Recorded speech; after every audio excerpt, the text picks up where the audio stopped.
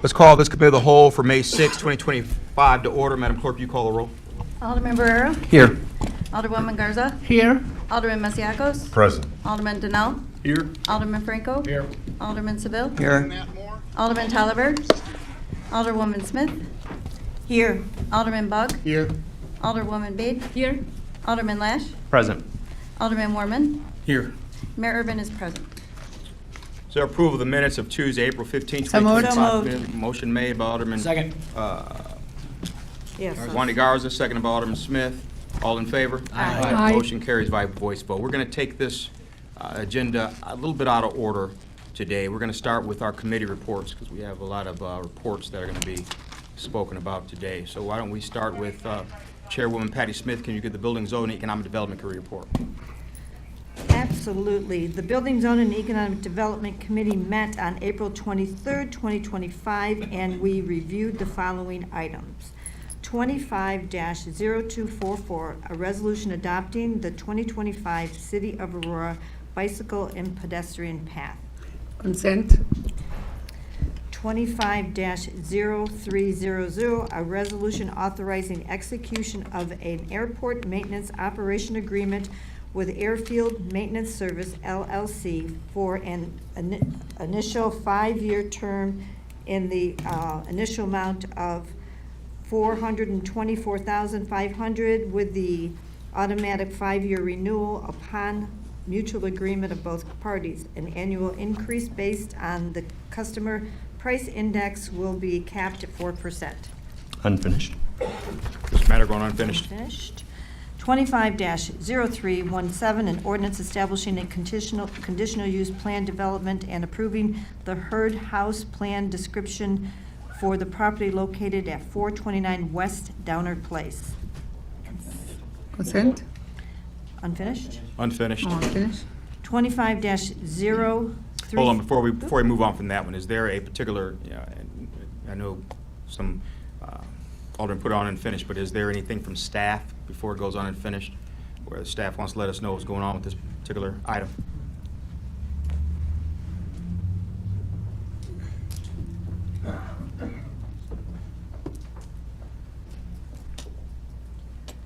Jill Morgan, planner, zoning department. So they are requesting a plan description for 429 West Downer. If you're all familiar, a very beautiful historic building. They are proposing 10 apartments.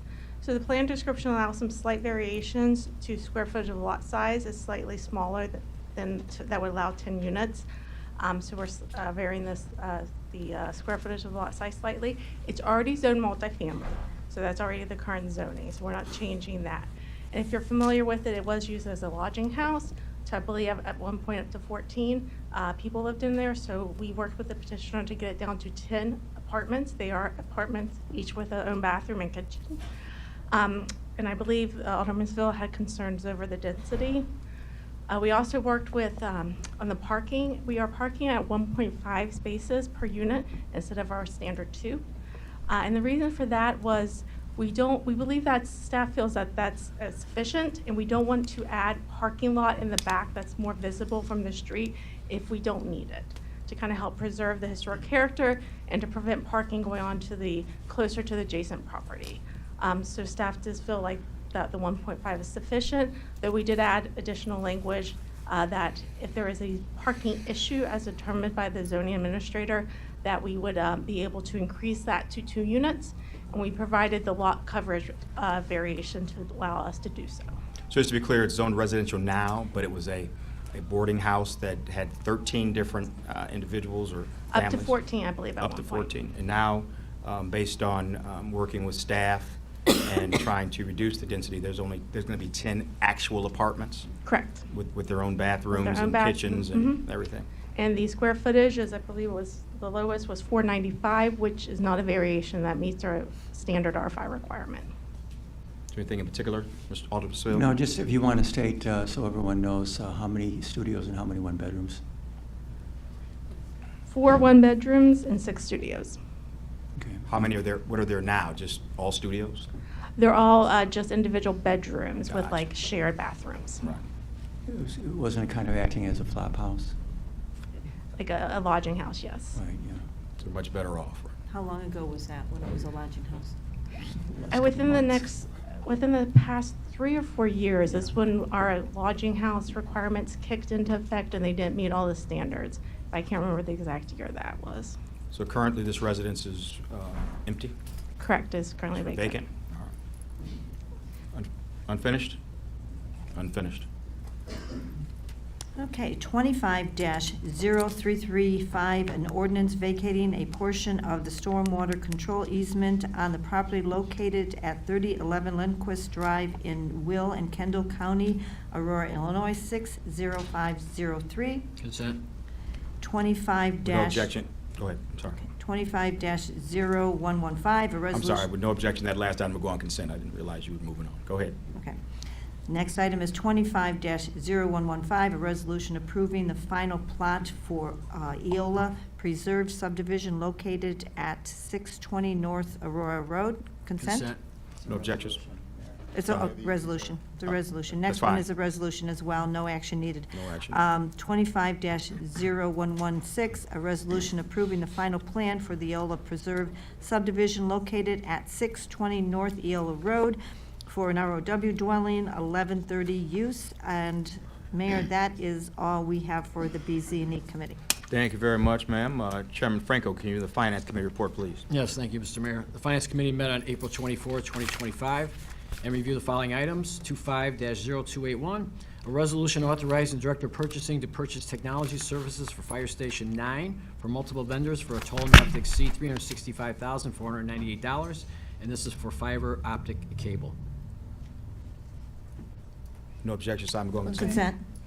25-0282, a resolution authorizing the Director of Purchasing to purchase technology services for Fire Station 13 from multiple vendors for a total not to exceed $237,874, also for fiber optic cable.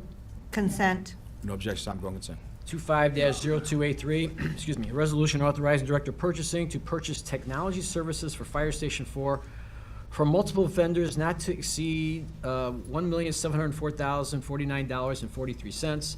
This is for fiber optic cable, build and configure an emergency management radio tower, to relocate an AM radio system tower from Salthersburg Park to the new campus, to integrate the Emergency Operations Center with the Critical Incident Intelligence Center and the citywide CCT network, and equip the EOC with advanced Microsoft Teams rooms integration. Consent. Unfinished.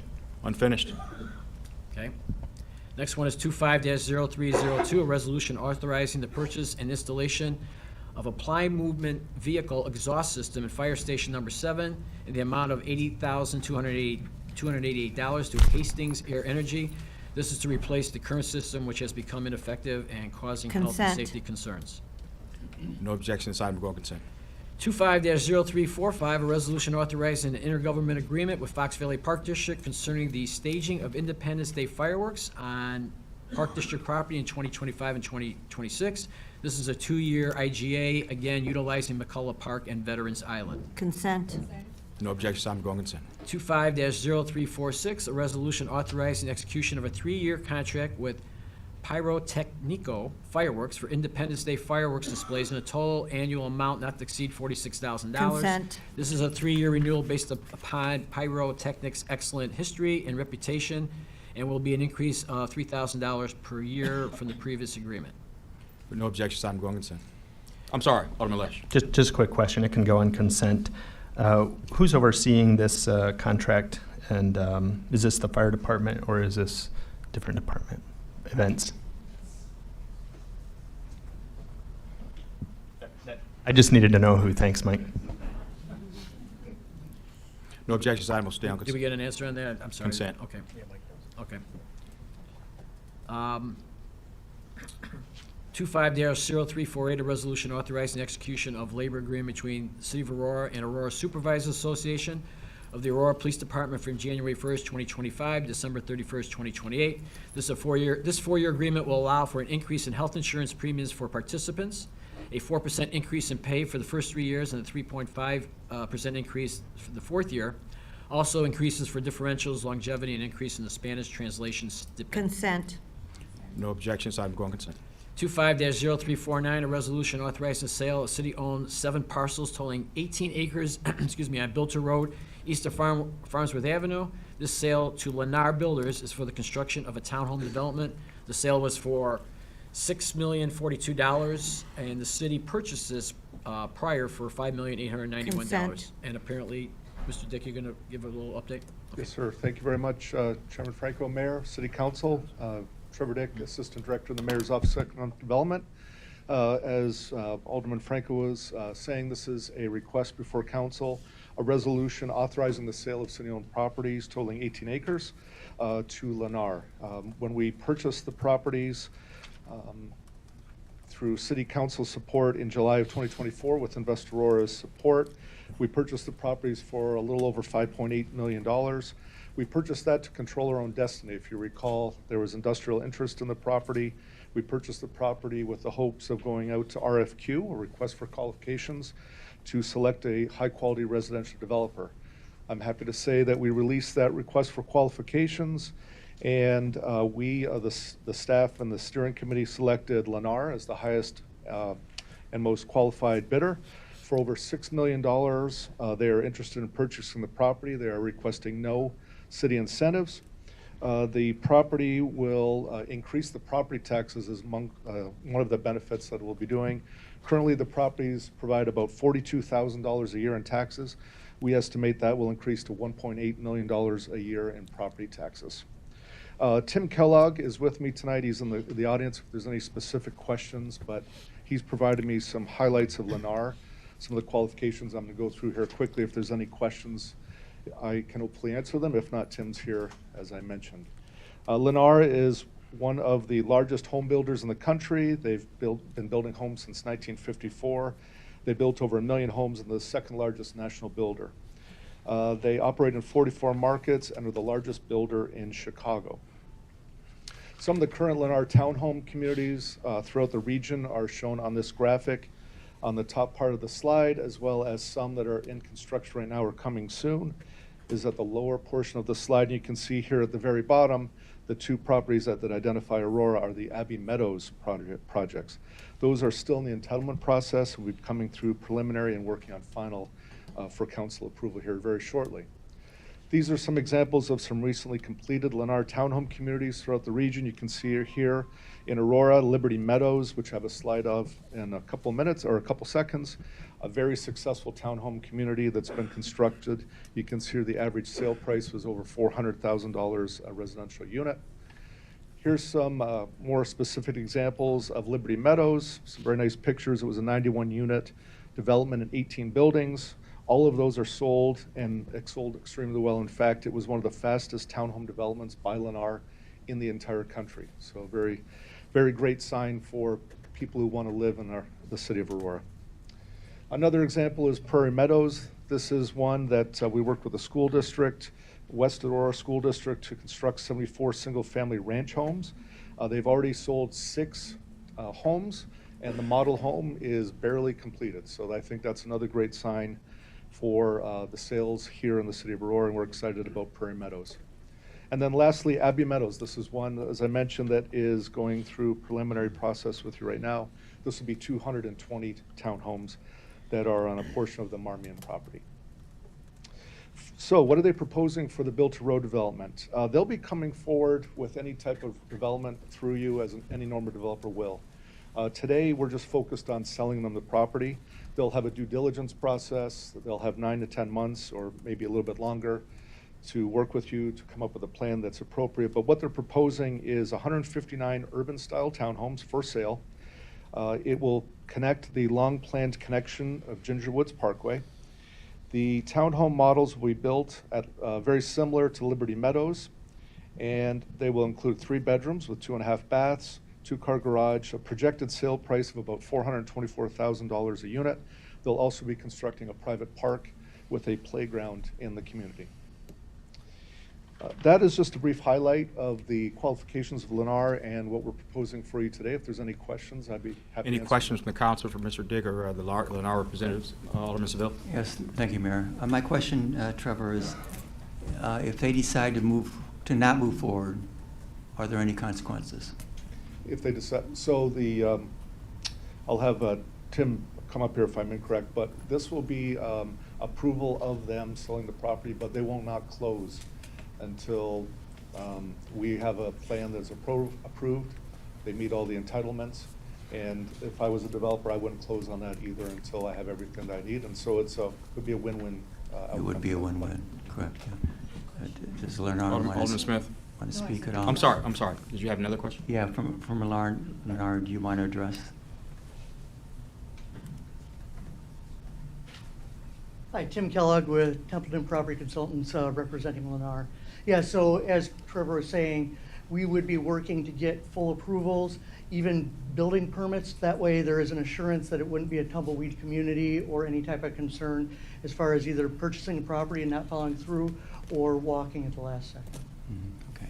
And then Trevor, I just have one more question, Mr. Mayor. Trevor, my final question is if this didn't go through, for example, the original purchase by the city of Aurora, and it would have been moving forward, we anticipated in industrial uses, what were some of the uses that we prevented from occurring? Could you just say off the top of your head? Of course, yes, Alderman. We're getting a lot of DST requests for expansion of industrial properties from the west moving towards the east into this parcel. We, as staff, especially with the vision for that Farnsworth-Filter area, the idea of having more industrial or truck traffic in that area was something that staff and council at that time was not something that we wanted to support, so we wanted to control our own destiny. There was a lot of landscaping businesses, indoor storage. At one point, there was a warehouse logistics company. That was prior to COVID, but those are the type of interests we were starting to get as the land, 18 acres, is so valuable in this part of the region. Those are some of the uses we were trying to discourage. Yeah, thank you. And Mr. Mayor, I received a phone call in the last several days from a homeowner that lived out in the area. She just didn't understand what we were trying to do here. Of course, she wanted to remain vacant, which nothing remains vacant forever. But she just didn't understand why the city is pushing this is because of what you just said. Mm-hmm. We want to take an aggressive stance to help the neighborhood and the overall development to embark upon a positive direction. So thank you very much. Any other questions? Alderman? Mr. Mayor, I've had the opportunity to attend several meetings with the development. Lennar's involved with property that was owned by Marmion. So they'll be doing development across from Marmion's football field along north of Butterfield and adjacent to Verdant. And so I attended the public hearing for that and saw the presentation on the units that they'll be developing, and it's a good product. I think it's a welcome addition to the ward, and it would be better use of that land for residential than for more industrial. So I would be supportive of this. I have not heard anything from residents regarding not going forward with this, but it is early. And I don't see a reason not to sell the property, and we can discuss the details of the development at a later date. Alderman Lash. Sure. Did we get any other responses to the RFQ for residential? You said this was the highest and best use. I'm just curious what other opportunities presented themselves, perhaps at a lower price tag, but. That's a great question, Alderman. We did request our request for qualifications. It was sent out through purchasing, through our city website. It was also broadcast throughout the state on our social media tools. We received multiple RFQs, but they were all for townhome products. Nothing for rent, no apartments. I do think it's because the 18-acre size. We've been learning that, especially when you add detention, the size of apartments might not lend itself to this location. But they were for sale townhomes, and in all cases, and this is actually the highest bid as well, the highest dollar amount. And I just want to confirm, you said that the closing of this property is contingent on the approval of the zoning process and approval process. Yes, sir. Thank you. Any other questions? There being none, no objections, item will go on consent. Thank you. Next item is 25-0353, a resolution authorizing new commercial lease agreements with Jolene Ryan doing business as Jumpin' Java Coffee for commercial space at the Aurora Transportation Center and Route 59 train stations. Consent. These 36-month agreements represent a small increase in rents, $435 per month at the Aurora Transportation Center and $340 per month at the Route 59 station. Unfinished. Unfinished. Next one is 25-0354, resolution authorizing the execution of labor agreement between City of Aurora and Local 1514, Council 31, American Federation of State, County, and Municipal Employees, AFL-CIO, from January 1st, 2025, December 31st, 2028. This is a 4-year agreement with a 4% increase per year. Consent. With no objections, item will go on consent. And Mr. Mayor, that concludes the Finance Committee report. Thank you, kind sir. Chairwoman Garza, can you give the Infrastructure and Technology Committee report, please? I'm sorry. Chairman Seville, can you give the Public Health, Safety, and Transportation Committee report, please? Thought you were going to save the best for last. So I'm always thinking like that. Thank you. So the first one, after we met April 8th, 2025, PHS&T Committee was 25-0315.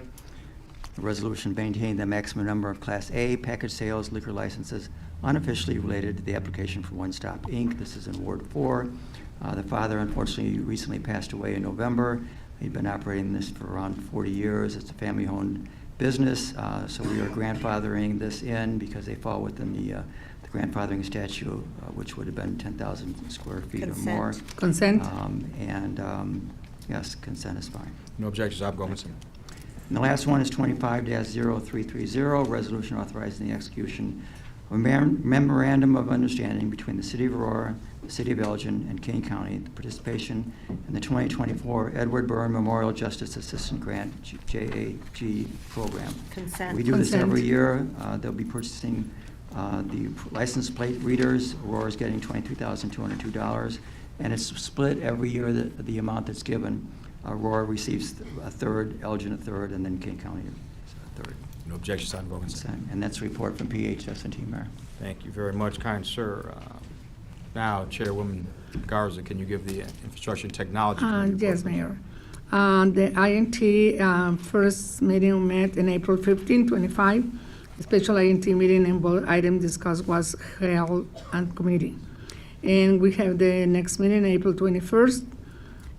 The first item in there one is 24-0586, a resolution authorizing the Director of Purchasing to process a change order to agreement with Colgan Clark of Aurora, Illinois for architect design, engineering, and construction services for Fire Department, Headquarters Fire Station Number 4, in the amount of $117,886.00. Consent. Unfinished. Is there a presentation from staff on this particular item?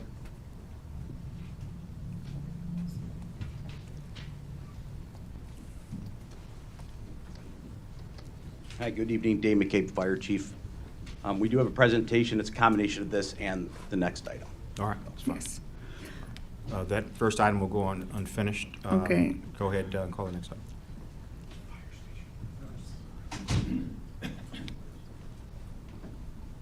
I don't think the next item is fire station. The next item is 25-0213, a resolution approving the automotive parts and supplier service agreement with Winning Parts Company for the city fleet maintenance operation and the Equal Group Purchasing Corporative.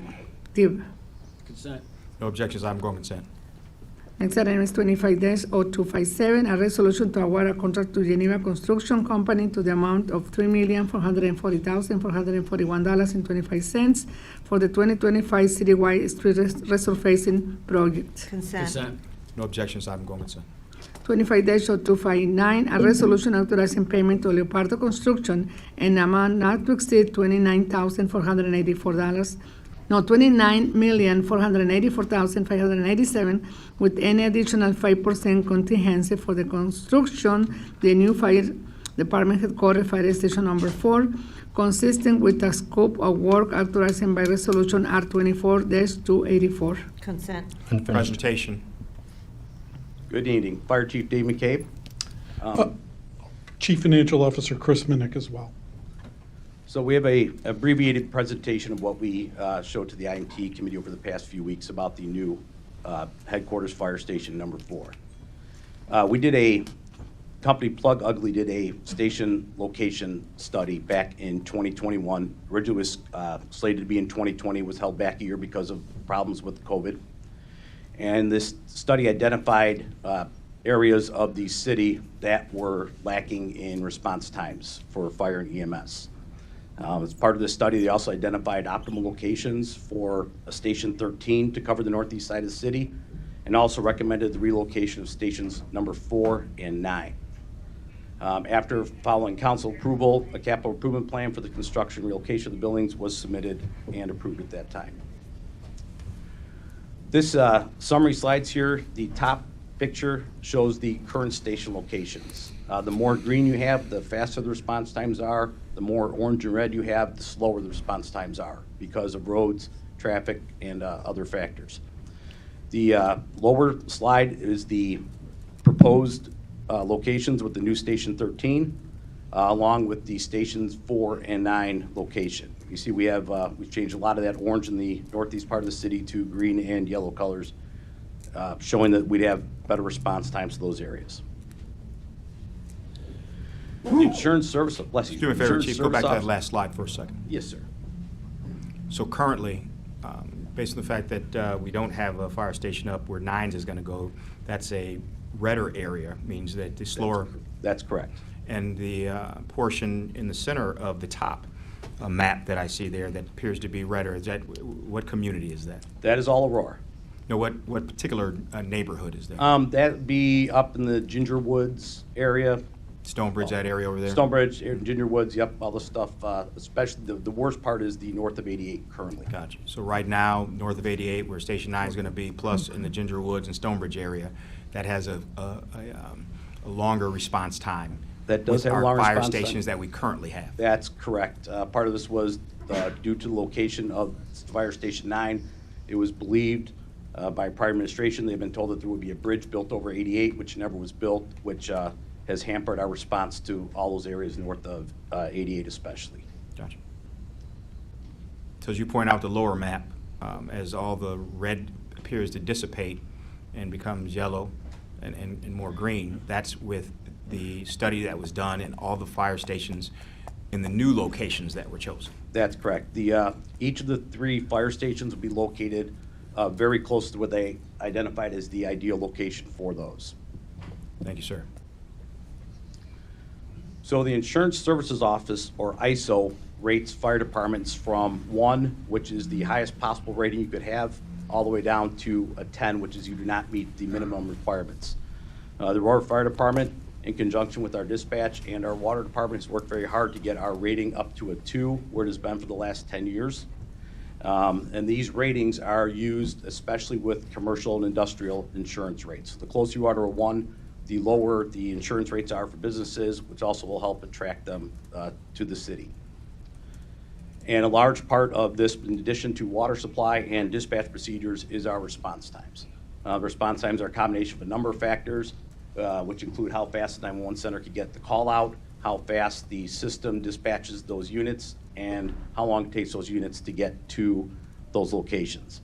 And with the new computer-aided dispatch system that we're looking at for the 911 center, combined with our purpose dispatching system and the relocation of these stations, we believe will take significant amount of time off of our total response from the time somebody calls 911 to we're at their door. And that is the ultimate goal of our agency. Some of the operational benefits for the new headquarters, obviously, as we talked about, is reduced response times to more people, more addresses in the city than we currently can do. We do not have sufficient training space. We have been hampered in recent years with our large academy classes. A couple of them would have been larger to get to our authorized staffing levels. However, our training facilities currently do not have the room for, we had 27 people in the room and it was hot and stuffy in there. It was not meant for that many people.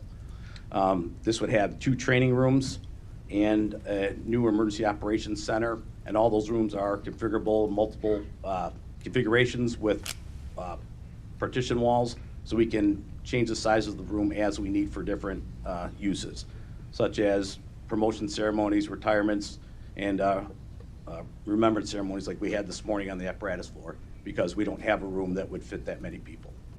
Chief, just do me a favor and just explain to the council the type of training and the importance of that training to your department? So there are only a few fire departments in the state of Illinois that train their recruits in-house. Most fire departments have to send them to a regional training center, either down at U of I, up in Glenview, and they go through the whole basic operations fire academy. But when they graduate, what they're taught there, because they have firefighters from different agencies, all they can teach them is the bare minimum that the state says you have to know. So then they have to go back to their fire departments and still do all their hands-on training tailored to how their agency operates. We have the advantage of having our own academy in-house. We go far above and beyond what the state requires for training. State requires 180 hours. Our recruits get approximately 500 hours because we believe the importance in training and the excellent service that we demand of them when our residents and businesses call 911. In addition to that, we have ongoing training, everything from our emergency medical services, our continuing paramedic education. We're doing weekly officer training to get our officers better trained up, not only in tactical things, but how to be leaders, how to deal with different generations that we currently have operating in the fire department. Thank you, sir. Alderman Lesh. Just on a training topic, is one of the things that makes our program better the fact that we do controlled burns and actual hands-on experiences outside of the classroom? So we do have the training tower, which other fire academies also have. That's the controlled environment we have up at the Southern Kane Training Center in North Aurora that we're the majority owner of. However, we have that they don't have, and I believe what you're alluding to is when we get the acquired properties. We can actually spend a day with them. You know, they can train for months in the same concrete structure with the same layout every time. And we know they're not learning stuff, they just memorize the building layout. They're not learning to search and feel with their hands and listen to the sounds of fire. But when we get these acquired structures that people donate, we can do in-house, that training is absolutely invaluable, and very few fire departments have the opportunity to do that, maybe once a decade, whereas we've had a lucky run of properties where I think we've had one academy in the last 15 years and not had a actual burn down day at the end of their academy because we didn't have a property for them. Thank you. Yeah. Some of the other things that are part of this project at the public safety campus are fueling stations, both for our diesel fire apparatus as well as our unleaded vehicles, which is our staff cars. We're currently switching all our ambulances from diesel to unleaded, as well as all the police department's vehicles. As part of this, to provide the police security while they're filling up their vehicles, especially at night, especially near to where somebody might have bonded out and been unhappy with them, is a building of a secure fence around this parking lot and the fueling area, so the officers are able to fill up at night, clean out their squad car without having to be watching over their back every second. Some other collateral benefits of this project is currently the Fire Prevention Bureau is located in the DSC on South Broadway. They have insufficient space. That office was built when there were 2 fire inspectors and a fire marshal. They currently have 5 fire inspectors in that building now because of the increase of the workload they're taking on. And so they currently have 2 of their newest inspectors at temporary desks set up in a conference room because they can't fit them in their office. So the fire prevention is anticipated to relocate to where our administration currently is and would have ample space for their division. We would also have streamlined communications between the police department, the fire department, and emergency management. Especially emergency management actually reports to the fire department, and so having us all together under one roof would greatly increase our communications between the divisions there. Some of the features of the new facility, east of the police department, we'd have a shared plaza. Currently, we do not have any place outdoors to have a appropriate ceremony. Some of our members, some of us were out in Emmitsburg at the National Fallen Firefighters Memorial this past weekend, and some of our other members were up the Elgin Fire Department honoring our recruit who passed away last year, Christian Medrano. And Elgin has this very nice facility. They built this nice outdoor plaza where they're able to do these ceremonies. This would be something similar to that. We can honor the firefighters of the past and welcome the firefighters of the future to the organization. The paver parking lot in the front of the police department on the east side of the entrance will be extended a few spaces to come up closer to the main entrance of the facility for visitors to the facility, whether coming for reports or other business. And some of the design features, biggest one is the improved response time. You know, the old days, firehouses used to be concentrated in neighborhoods. That was the thought, is let's put them in a neighborhood.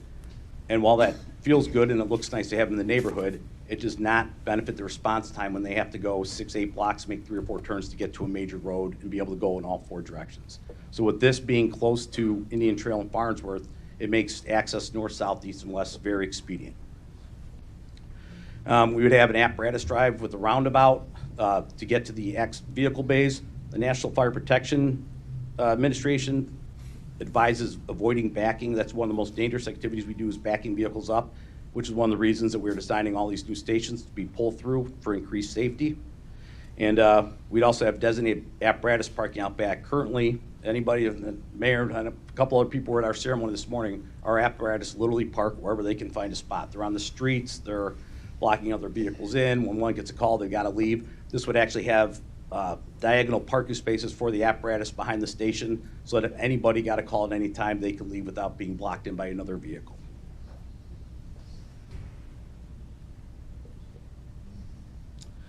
As I mentioned, we have the fueling stations for both the diesel and the unleaded gasoline. We'd have secured staff parking in the back of the station. Currently, the police department lot is secured, but we would have since the emergency operations center would be located in the fire department, if and when there's an EOC activation, such as for severe weather or civil unrest or anything else, those vehicles would be secured in a gated facility in the back of the building. The critical response vehicles, i.e. the chief vehicles, we do have responsibilities in addition to our administrative duties, would be covered, so not having to go outside and scrape ice off our car in the winter before we could go to a call. And the infrastructure would be built for future electrical vehicle charging out back of the station. The chargers wouldn't be installed at this point because we don't have the vehicles, but all the infrastructure would be there, so nothing would have to be retrofitted later. Mayor. Alderman Masiacos. Yeah, the EV station, that's a state-required mandate. Okay. There's no other feature that we actually decided to put in, or is that, I know the answer already, but is that the only feature right now, unless somebody forgot to add one to us, or share one with us, or no? Are you saying we have to have the Sustainable actual feature, station right now? Sustainable feature. Is there a question, Alderman? I'm sorry, Alderman. When we met, well, you weren't there, but I asked about sustainable features. And the only feature that was described to me was this feature here about future EV charging infrastructure. Okay. State of Illinois requires us to put that in. There's no way we can get around it. Is there any other feature? Because the renderings show solar panels, for example. So let the community know exactly that there's no solar panels or something else that you're doing or not doing in regards to sustainability.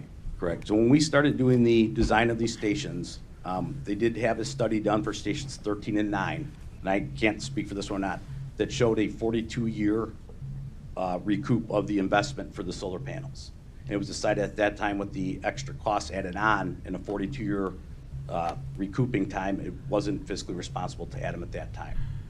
But if we actually discussed if it was wanted, the infrastructure could be put in where the solar panels could be added at a future date without having to retrofit the whole building. Okay, so the answer is no, there is no additional solar or sustainability features on this building.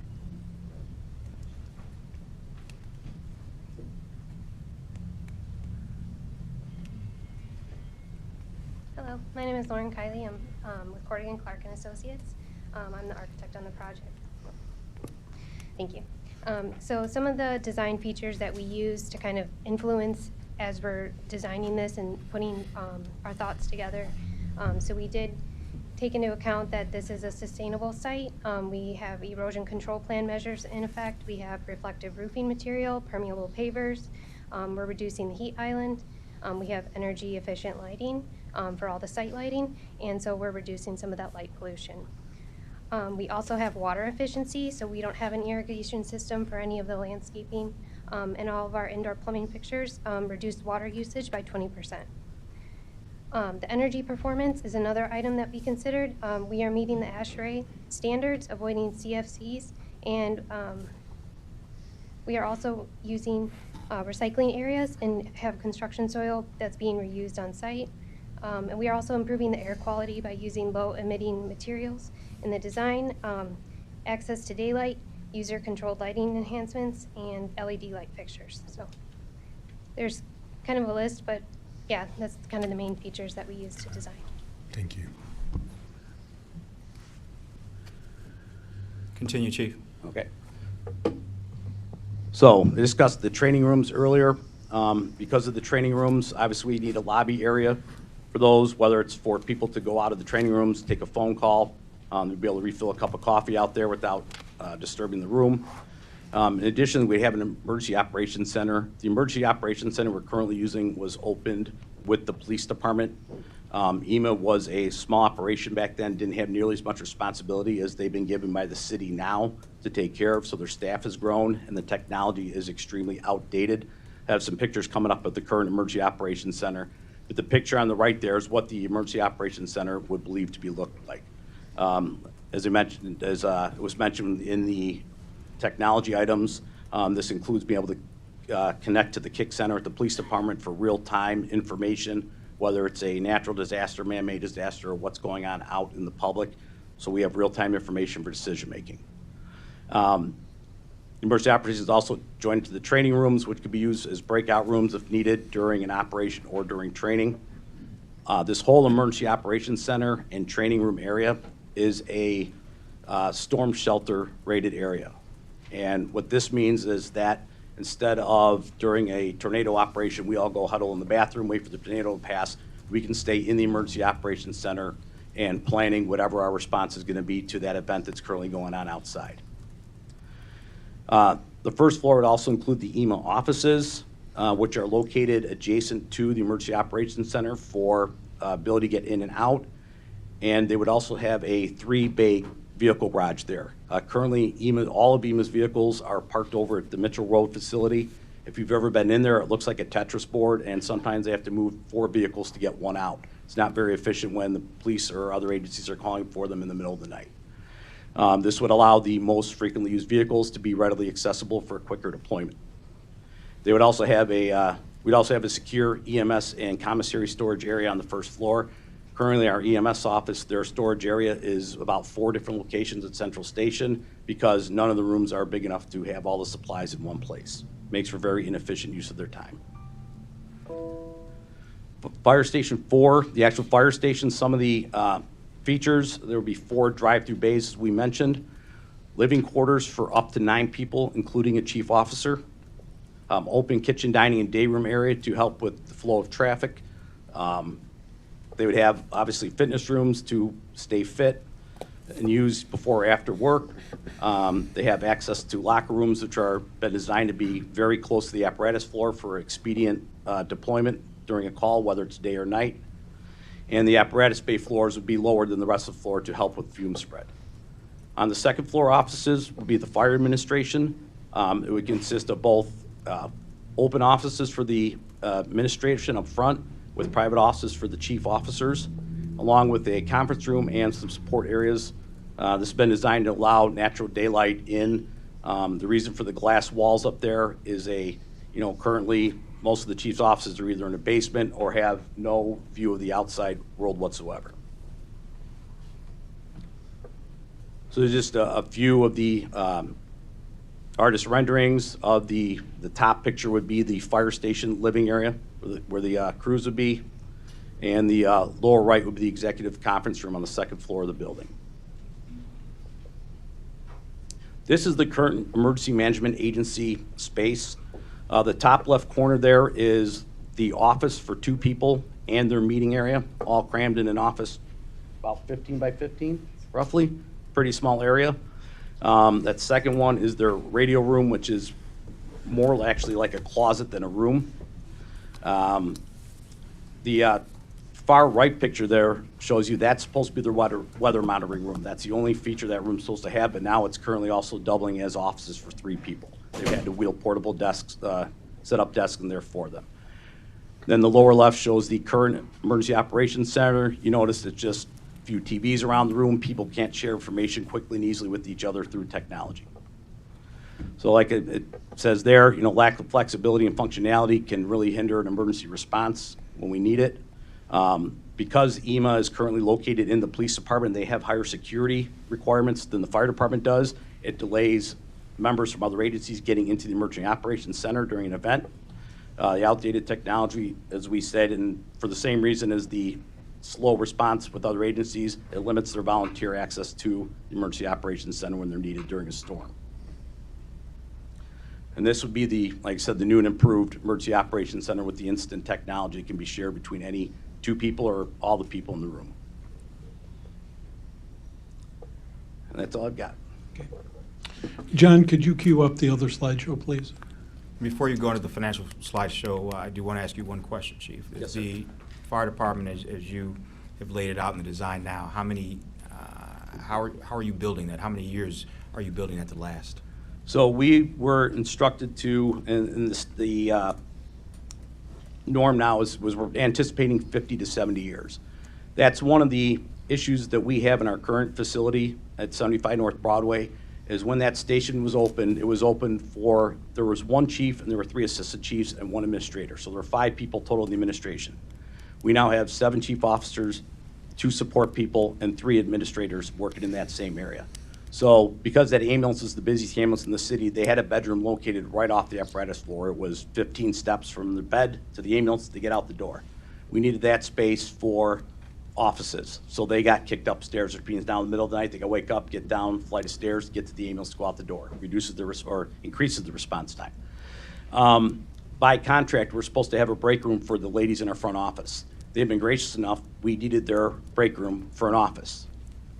We have now, they literally have a recliner in our conference room, and we just don't host meetings from 11 to 1, so they can use that as their break room. So we have been putting Band-Aids on a building that's insufficient, has been insufficient for years. With the growth of the city and the growth of the department, we are now suffering because we are behind. And this isn't us getting ahead, this is us playing catch up. You know, the last fire apparatus we added prior to the truck going in service last year was in 1998, when the city had a little over half the population it currently has. We were running about half the number of calls. So our people have been doing more and more and more without having the additional support they need. And what these 3 stations are going to do, in addition to the, the new Station 13 up, is going to get us caught up to where we should be. Thank you, sir. Alderman Lash. Yes, sir. Thank you, Mr. Mayor. On the map that you had, that shows with the new stations, the new one at 13, the new Move 9 station, and then this station, there's still a bright red corner in the south. It's bright red in both, the southeast corner there of the city. I'm wondering, what is that area? Is that the Del Webb development? That's correct. So when this study was done, the Del Webb had not started yet, the Lincoln Station had not started, and those roads that are now there that go through there did not exist. So what this showed is you couldn't get to that area by roads. So it was either going out to Route 30 and having to come back, or off-roading it through. So what this is, there are roads there now that speed up their response time down to that Del Webb and Lincoln Station area. Okay, so because of the roads, it should no longer be red? Is that what you're saying? That's correct, and I can't tell you exactly 5 minutes or 6 minutes. I mean, we can look at those more. Yes, but with the restructuring of Eola Road and the roads going through the Del Webb, that should not be nearly that slow of a response time anymore. This was back in 2021. It is a gated community and a senior community, and because there's probably a heavier ambulance need, that's why I asked the question. It's not pertinent to the discussion on Station 4, but I was curious. Thank you. Mr. Minnick. Thank you. What will be coming up on the screen here in a second is a slightly revised slide. Can you advance to the next one, please? I don't have the remote. Thank you. This is actually a slightly revised slide of what was presented at the INT meeting a few weeks ago. And what this does is it starts to talk about the impacts of the projects that we have that are currently under construction and in the ground, and then the decision point that is to be made is whether or not to construct Fire Station number 4. So as you look at these 2 columns, the numbers are exactly the same until you get to Fire Station number 4 completion. The column on the left reflects what happens and what those costs are, and the capital bond that we'll need to take out if Fire Station number 4 is not built, to handle the projects and improvements that are already underway, as well as the direct cash costs to terminate the contracts related to Fire Station number 4 that we have incurred to date. On the right-hand side, that reflects the columns and what the numbers look like if Fire Station number 4 is ultimately constructed. And the thing to keep in mind is Fire Station number 4 is the only difference between those two columns. As you look down the columns, we've got Fire Station number 9 that's already out of the ground, Fire Station number 13 that's significantly underway, the Farnsworth Belter roadway improvements to River Edge Park, the final payment on the Public Works Maintenance facility, and then Fire Station number 4.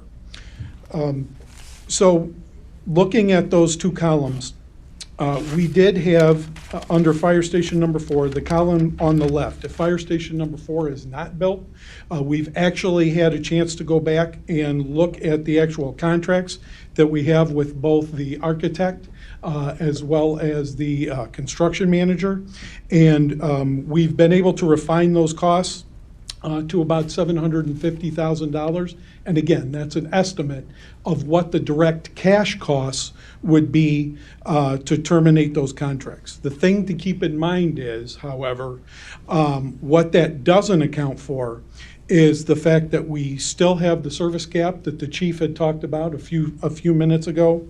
Additionally, if we delay the project for station number 4, it will still be necessary because of that service gap, and we will see cost escalation that will result in additional costs over and above the anticipated $35 million cost that we have now. And as well as we will have to pay for a redesign of that central fire station at some particular point in time. And those costs are not reflected in that left-hand column. But if we were to decide to go forward, we would have a total cost to borrow of approximately $54 million to take care of those 6 or 7 projects there. We've actually looked at and talked to our bond folks about what that amortization would look like over a 20-year life as well as a 30-year life. Due to the nature and the long-term lives of these capital assets, we would be able to take out a 30-year bond should we decide to do so. But the cost of the 20-year bond with level debt service is about $4.4 million. We do anticipate that the monthly impact to a $300,000 property would be about $5.86. If Fire Station number 4 is constructed, we would be borrowing about $88 million. That would result in a 20-year amortization payment of just under $7 million a year. That impact would be about $9.25 a month to the owner of that same $300,000 property. The impact or the cost of building Fire Station number 4 as compared to not building it is about $3.39, or roughly the cost of a Starbucks beverage per month. Additionally, if we took a look at a 30-year bond, we'd be looking at a payment of about $3.6 million a year, a monthly impact of about $4.79 if Fire Station number 4 would not be built. But if we were to go ahead and build Fire Station number 4, we'd be looking at a debt payment of about $5,850,000, a $7.79 monthly impact, or under the 30-year scenario, the incremental cost to that for that 30-year bond and to that homeowner would be about $3 a month. So again, I would remind the council and the committee that this bond and this bonding analysis actually finishes the capital improvements project as we discussed during the 2025 budget process. It completes the fire service facility study analysis that was begun in 2021, and there are no gaps in station coverage as a result. again, and probably most importantly, this option of constructing Fire Station number 4 results in the lowest overall cost to add Fire Station number 4. And the incremental cost is low and it's comparable. The North Aurora Fire Protection District recently put together a fire headquarters bond that added about $7.35 monthly to a $300,000 value home. And then I do note that we are continuing to refine these numbers as we zero in on the bonding process, and some of the numbers could change. But with that, I'd be happy to answer any questions that there may be. Questions? Mr. Mayor. Alderman Lesh. I'm sorry, Alderman Lesh, then Alderman Burrow. Just have a quick question. Mr. Minnick, how much did we spend already on the architectural design?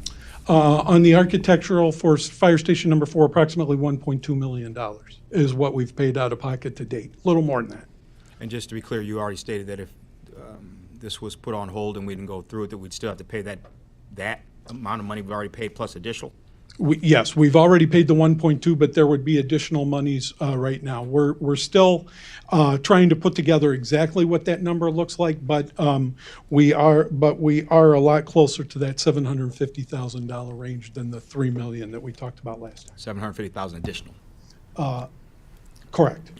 Chief, and then we'll go to Alderman. So real quick, two more things to add to what Mr. Minnick just talked about was that are not included in this is EMA would still need their technology upgrade. That $1 million plus technology upgrade to EMA, which actually was due to be done a couple years ago.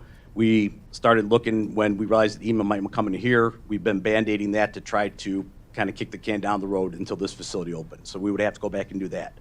In addition, back in about 2019, 2020, we did a deferred maintenance plan on all of our fire stations to plan to try to get ahead of maintenance needs. And that study identified that the current Station 4 at 800 Michaels needed about $550,000 of work over the next 5 to 10 years just to keep it upright and functional. And that amount was $20, so I'm pretty sure we can bet that amount's doubled in the last 5 or 6 years. So we're talking about $2 million more between EMA and Fire Station 4 repairs to get a building that's inadequate for our current needs and not in the ideal location, just to keep that thing afloat. Alderman Lesh. Thank you, Mr. Mayor. So just to be clear, when we saw this last, it was 3.5 million. Now we're estimating 750,000. And maybe you're still working to sharpen a pencil on We're still working numbers. on that to understand exactly what those numbers might be. But yes, it did decrease based on the analysis and a review of the contracts that we were able to do in the interim between INT and today. Okay, and so I'd like to see a breakout of what that 750,000 is, and what you're saying is on top of that, we've already paid 1.2 to 1.3 million. Is that accurate? Approximately. Okay. Yes. And then I think the only other number that I see that's changed is we went from 34 million to 35 million now. In the if we constructed it column, I think it went from 34 to 35. Is that?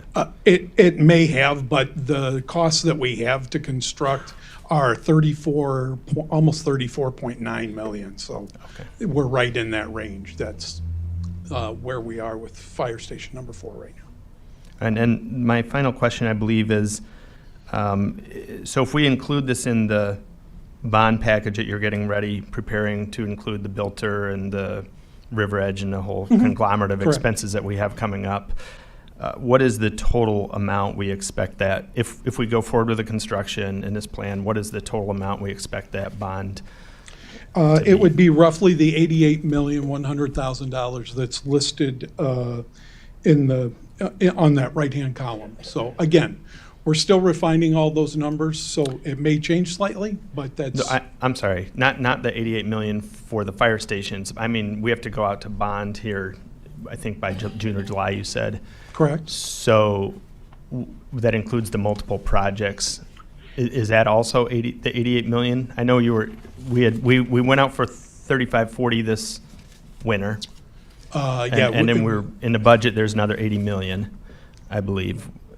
So I'm just curious how much we have to go out for if we approve Fire Station 4. If we approve Fire Station number 4, Then to finish off Fire Station 9, 13, Bilter, River Edge, and the Public Works Maintenance Facility. All of that would be included in that 88 million, and we would not anticipate. We talked about either 2 or 3 draws during the budget process. We're only looking at 2 draws now, and the $88 million that we have, plus what we did earlier, would cover those projects. All right, That would be the intent. just making sure. Thanks. Yes. That includes everything. Yeah. Alderman Smith? Yeah, 2 questions. First one, the redesign cost, if we were to have to go back to the drawing board and redesign costs, it appears that 1.2, 1.3 is done and gone. So a That would be correct. redesign would be another 1.2. So basically, we would have spent 1.2 million and done nothing with it, and have to spend it again as we move to a different design. Actually, probably a little more, because the 1.2 doesn't include what we would pay to terminate the contract with Cordigan. Plus, there's also a small, not a small, about 20% of their fee actually covers the construction phase, which we would not incur at all if we didn't do a construction. So we're probably talking about close to $1.9 to $2 million to redesign a facility. Maybe a little less, maybe a little more, just depending, but we're probably in at least the $1.7 to $2 million range. Okay, point being, it's a loss. It's It a would have to loss. be redone. Yes. And Chief, you alluded somewhat to, and and if you can expand on that, we sat and listened to all the wonderful things that will be in this new building. But what I'm more concerned about is what you don't have right now. Let's talk about if we don't do this building, and factor in the most important piece is that we have residents that are still going to have really high response times, something that we've talked about for years. So it just sounds like you guys are shoved in, in a soup can, and just trying to make it work because you were planning on, again, this isn't the first time we've talked about this project. We've been talking about it for years. So if we don't go forward and you're all staying in that soup can, what is that going to look like for you guys? What is that going to look like for EMS? People, let's remember, we are the second largest city in the state of Illinois, and we have a 2% rating. An ISO 2 rating, yes, puts us in about the yes, top half of yes. 1% of the fire departments in So we the need United to make States. sure that we're, one, making sure that our residents are safe, obviously being wise as we spend taxpayers' money, but, we've got to keep up with the need of our city. Our city has grown a lot. So if we were to choose not to do this, where would that leave you? We would continue to do the best we can with what we have, but it wouldn't be ideal. Well, now, I want you to be a little more graphic than that. So we have, right now we have those areas that are red and orange that are mostly in the northeast part of the city. Even though we're adding Station 13, but that's going to be up east of the casino on Bilter Road. Station 9 is moving from Deal over near Liberty and Yola. If we don't move Station 4, what we're doing is we're still going to have that orange area. We're just moving it. And so instead of it being, in the northeast part of the city, now it's going to be parts of Stonebridge, areas around Marywood, because now you either have a fire station coming from all the way down on Michaels Avenue or one on Bilter, roughly half to a mile east of Farnsworth, or Ideola and Liberty. So all we're doing is we're just moving the area that's not going to have the expedient response times that we expect out of our people. And then what about your facilities? What about where you're going to put your vehicles? What about, your office facilities? Staff is important. Staff needs to be comfortable. What about all these people that we've, again, got shoved in a soup can? Yeah, so we are tried to be, frugal with this building. Office sizes are not as big as other facilities. We've looked at other facilities and they have, 400 square foot, chief offices. This one would be 220 square feet. Same size we have now. We don't need bigger than that. What we are asking for is the ability to be as efficient a department as we can. We understand that it's expensive to operate a fire department, and we try to keep that in mind and be as frugal as we can. We currently, like I said, the union, the ladies, in our office have been gracious enough to sacrifice their break room space that they're entitled to by contract because they understood that we needed an office and we needed that chief position to have a place to work. You know, the fire prevention office right now, he's got people working in different areas because they can't be in one office area because they don't have the room in the DSC they need. You know, emergency management is currently in a spot, like I said, you saw that picture, they're literally working at portable workstations in the weather monitoring room because they don't have the desks and the things that they need to be as an effective operation as they can be. And how, the emergency management, you guys have grown a lot over the last few years. So, you know, you're in this little bit of a space and your staff has gotten bigger, correct? Yes, Natalie Wise, Emergency Management Coordinator for the city. Previous to me coming into the city, emergency management was one and a half person, had been for many, many decades in the city. We have been blessed to grow, so it is myself and 4 staff members fulfilling positions. We also have an annual intern that comes in and hangs out with us and learns into the emergency management program, so it's pretty tight in there. And the volunteers that you also work very closely with, Yes. are they all in the, how do you deal with them in such a small space? So we've worked out an agreement with the police department following their security protocols. We have identified volunteers that do have access into and out of the building in our space currently at the police department. However, primarily they are still housed at Mitchell Road next to water production. Our volunteer service is growing too, and one of the things that has really been a struggle is to create that bond and connection in operations and work and training and efficiency with the volunteer program because we are restricted to the way we can get in and out of the police department. By having this space, we're going to be able to integrate with them better on the day-to-day, at nighttime, at all hours of the day if they're coming in to serve when there's a request. And what does it look like for you and your staff if this is not built? It's not only just going to be staff. It is going to be an impact to the entire city because the reality is Aurora is pretty lucky in the state of Illinois. So state of Illinois is requiring the 102 counties to have an emergency management agency.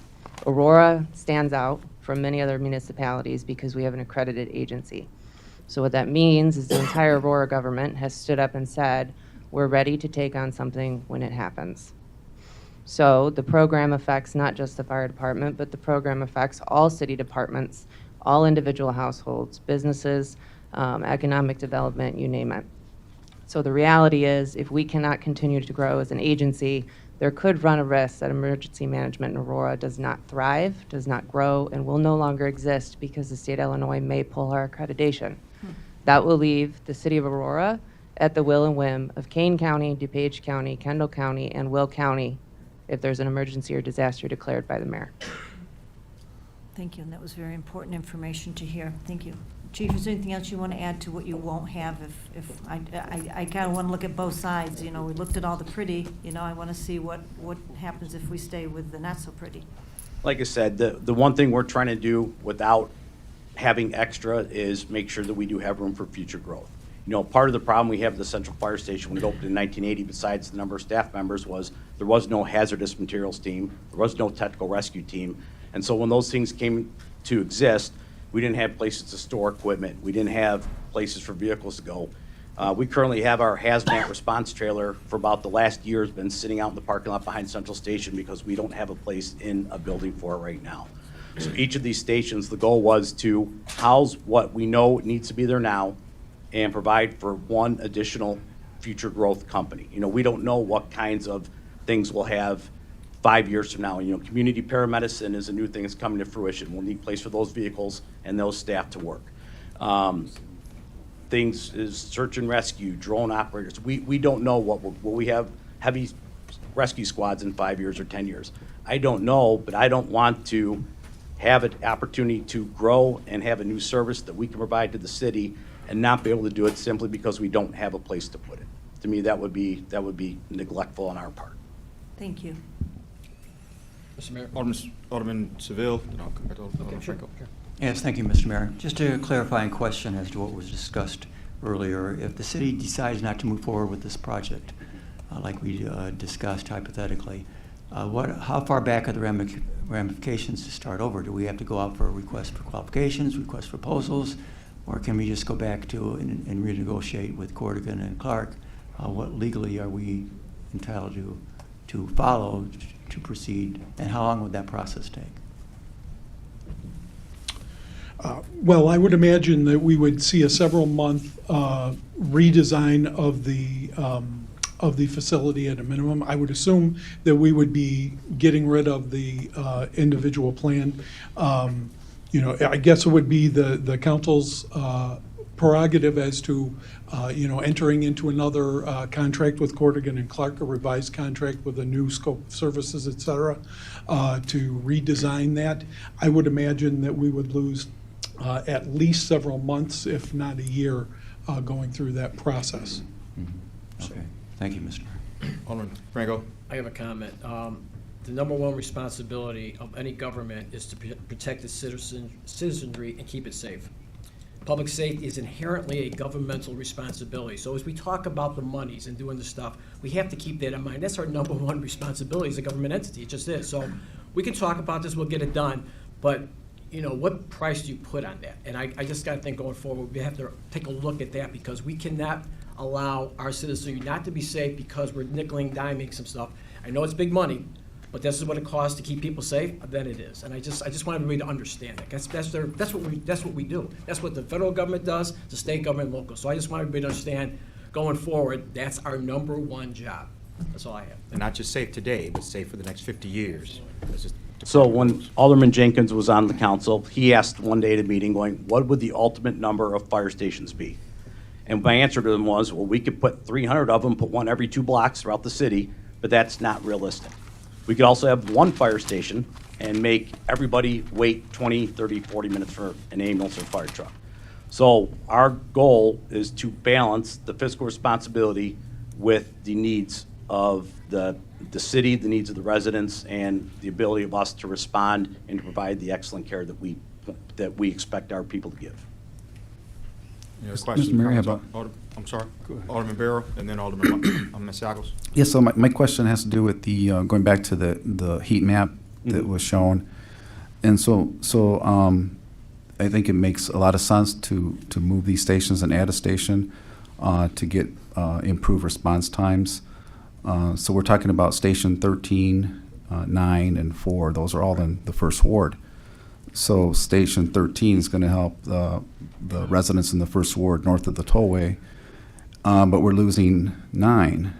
That's going south on Eola near New York Street. That's fine because of the plan to move Station 4 right now by Garfield Park to be adjacent to the police station. Correct. And then we have the central station, which is at the south end of the ward, and that could reach those residents in Pigeon Hill area very quickly. So my question is, if we hold Station 4, moving it from where it's at now, what does that heat map look like after we move Station 9, and that Station 9 is no longer in that vicinity? I'm concerned about residents on Farnsworth, on Molitor, on Indian Trail, in that part of the ward. We have a lot of seniors, age-targeted residences, and apartments and nursing homes. So I'm curious what that heat map would look like without Station 4 and moving Station 9. So when Station 4 was opened in 1965, you know, that was the northeast corner of the city, you know, but now you look at a map at how close Central Fire Station and Station 4 are, they're very close together.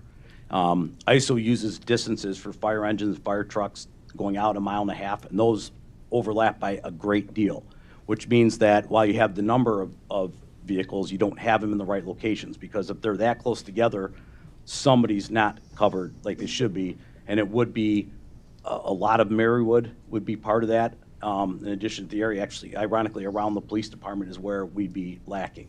You know, you mentioned North Farnsworth. We have the senior high-rise at 1599 North Farnsworth. We have the nursing home at 1601 that we respond to quite frequently.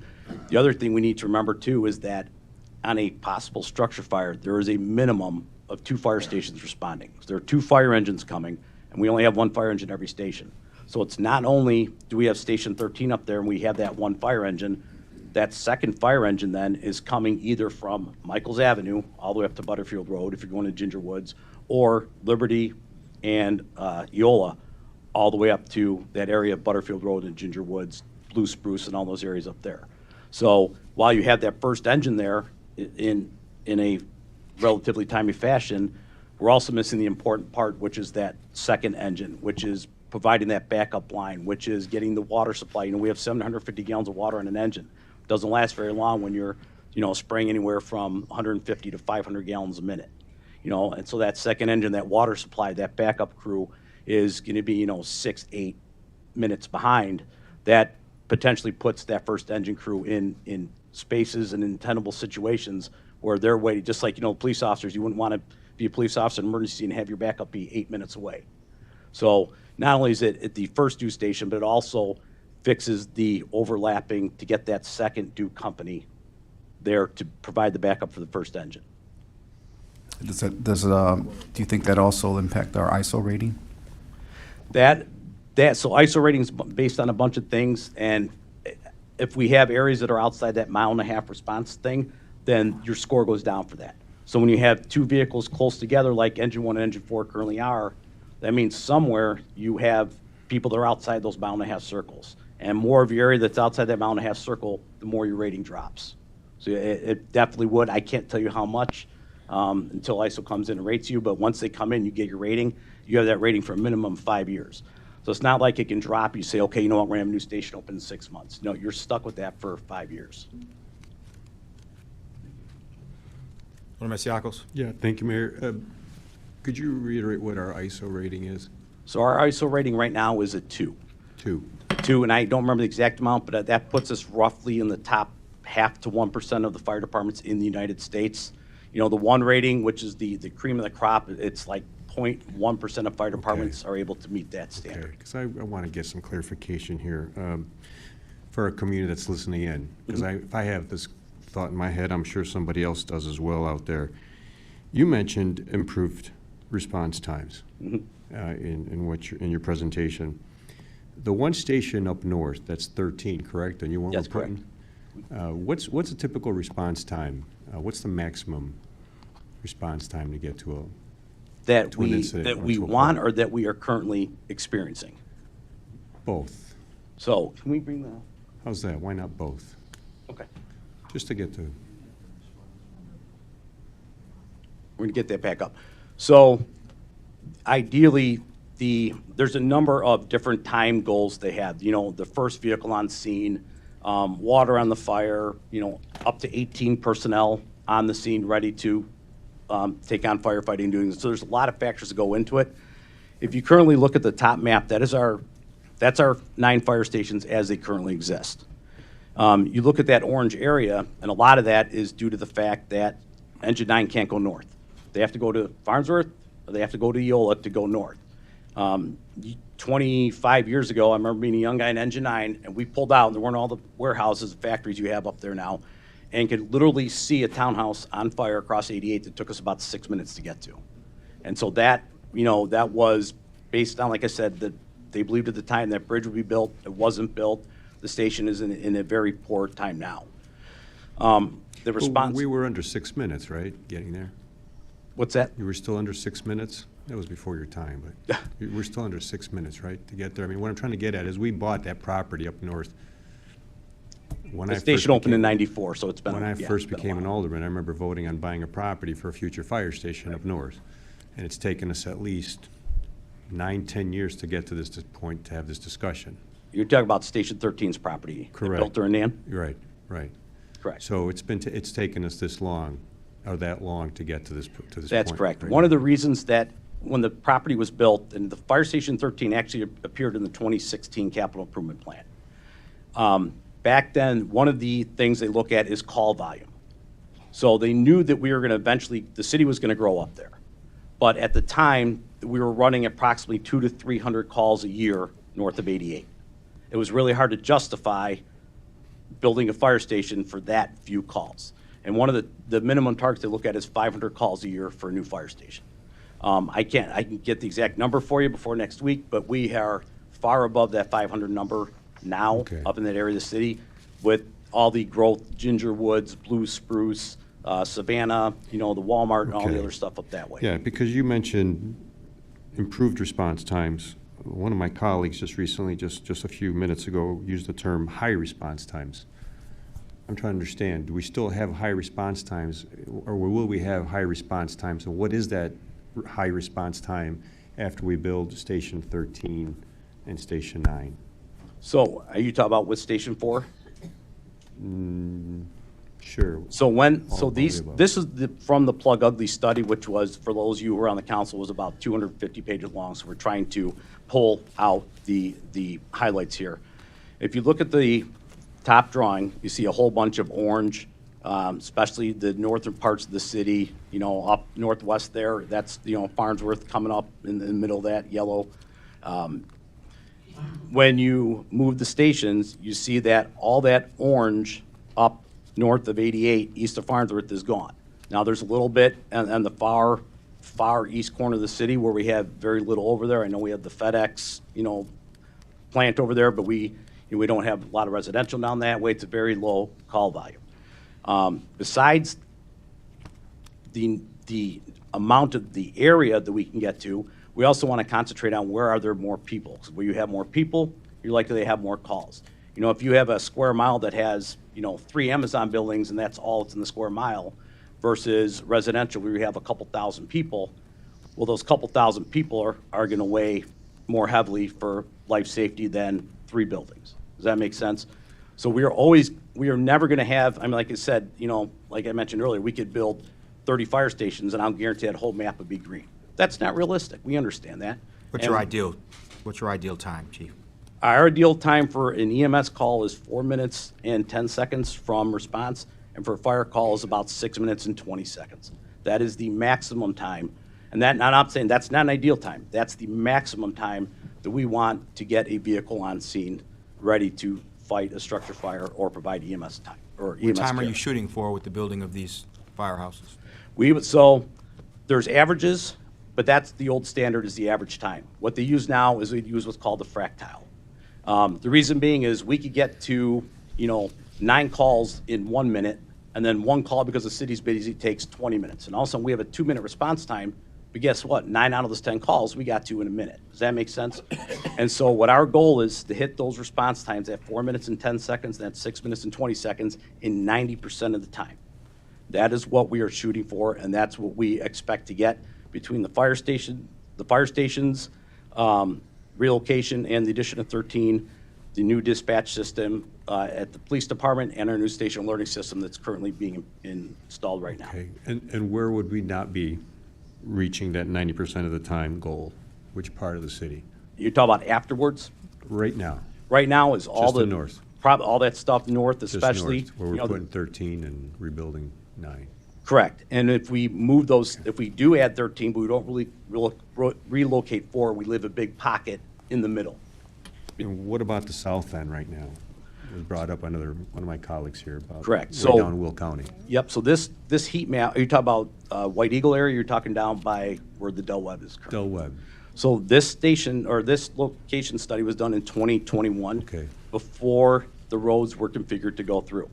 I know they've been working with Del Webb on gate access to, so that we're not going around. There's been questions. I know it's been an ongoing discussion with them because while they don't want traffic cutting through, they understand the need for us to have an expedient response time. If we have to go all the way out to Route 30 and come all the way back, especially with the, with the elderly population they have there, when the Del Webb was going to be built, we reached out to the Huntley Fire Department, and we asked, how many calls a year do you get out of your Del Webb? And their answer was a half a call a year per unit.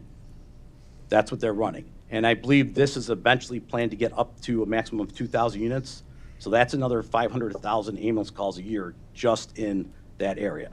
And that's the reason that we had to have the roads reconfigured. That was the reason that Medic 12 was put into service last year, or earlier, last year, was because we needed that enhanced area down there because of that population. All right, thank you very much, Chief. Chief, you've done a great job giving presentation, and you also, Mr. Minnick, on the financials of this. we're getting to the point where we're asking the same questions over and over again. You're doing a great job answering those questions over and over again, even though they're the same questions being posed to you. This has been put on unfinished. I expect the aldermen that still have questions will hopefully reach out to you, Mr. Benick, and anyone else to get those questions answered before we come back to City Council next week. But this item will be on unfinished. Read the next item. Thank you. Thank you. Next item is 250310, a resolution award the South Lincoln Avenue and Sims Street sewer separation project located in Ward 4 to H. Linden and Sons Sewer and Water Inc. to the bid amount $179,748. Consent. No objections, item go on consent.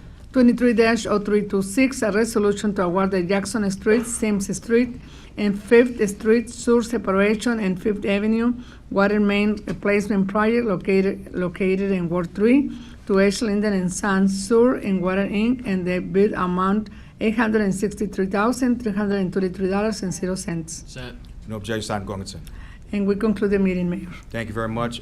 Chairman Warman, can you give the Rules of Administration Procedure Committee report, please? Yes, sure. Thank you, Mr. Mayor. Rules Administration and Procedures Committee met on April 15, 2025, and reviewed the following items. 25-0264, a resolution approving the appointment of Luis Lopez and Gus Antoxilis to the Aurora LGBTQ Advisory Board. Consent. No objections, item go on consent. Next item, 25-0301, a resolution authorizing the appointment of Michael Lippman, Shirley Payne, and Anna Diaz to the Aging and Community Advisory Board. Consent. No objections, item go on consent. Next item on the agenda, 25-0306, a resolution authorizing the appointment of Dr. Robert Halverson to the Aurora Education Commission. Consent. No objections, item go on consent. Next item on the agenda, 25-0311, a resolution authorizing the appointment of Jaden Badillo to the Sisters Cities Commission. No Consent. objections, item go on consent. Next item on the agenda, 25-0312, a resolution authorizing the appointment of Chance Trotter to the Aurora Youth Council. Consent. No objections, item go on consent. Next item on the agenda, 25-0313, a resolution approving the reappointment of Dave McCabe to the Aurora Firefighters Pension Fund Board. Consent. No objections, item go on consent. Last item on the agenda, 25-0314, a resolution authorizing the appointment of Steve Cozella to the Tree Board. Consent.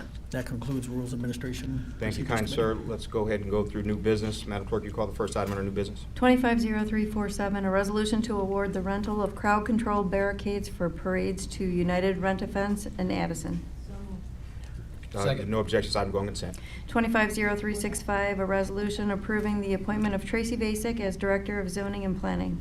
Consent. No objections, item go on consent. 250373, a resolution authorizing the purchase of pollution and environmental liability insurance for the period of April 30th, 2025 to April 30th, 2028.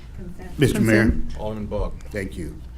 Can we just have staff give us a little bit more information on this, on the time frame? Did we get a price break because it was 3 years? Just talk to us about the time frame. This is renewable, Deb Lang on behalf of the Law Department. I'm not sure about a discount on the time frame, but this typically runs 3 years.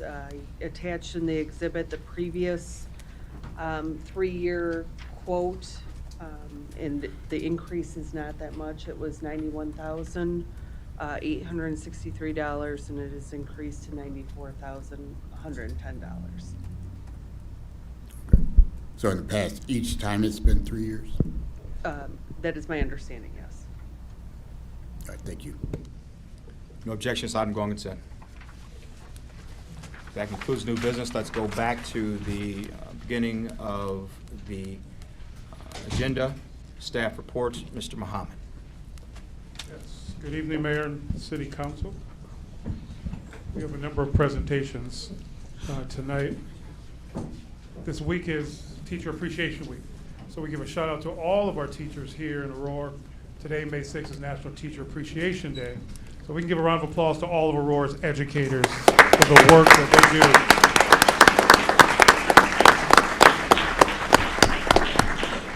do. Including an esteemed educator that is our Director of Youth Services here, who also is the liaison to the Aurora Youth Council.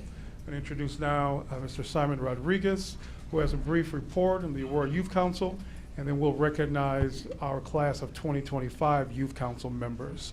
Round of applause for Mr. Rodriguez.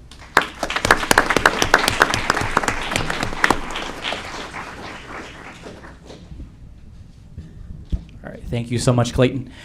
Simon Rodriguez, Youth Services Manager, and one of the joys that I have in my role as Youth Services Manager has been to be the liaison of this amazing group of young people, young volunteers who represent every high school in Aurora, all our public schools as well as our private schools. They are leaders on campus, but they're also leaders in our community.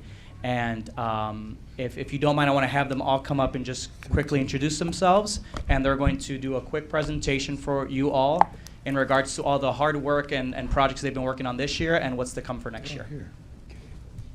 So if you want to go ahead and go up to the podiums and I'll introduce. Can we give them a round of applause, please?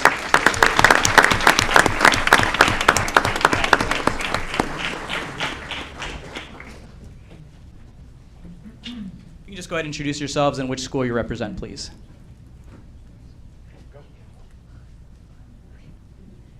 Hi, my name is Alicia Matthew. I'm the chairwoman of the Aurora Youth Council, and I represent Mattia Valley High School.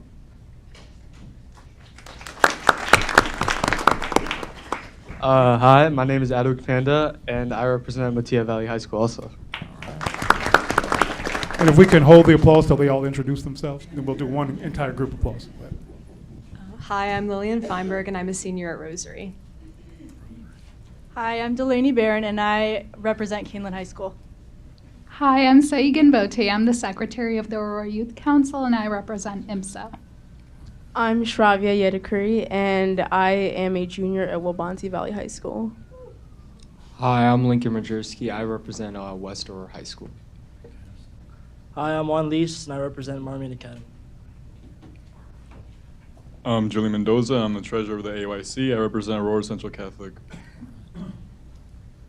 Hello, my name is Caleb Brown, and I represent Aurora Christian School. Now, a big round of applause for all of you.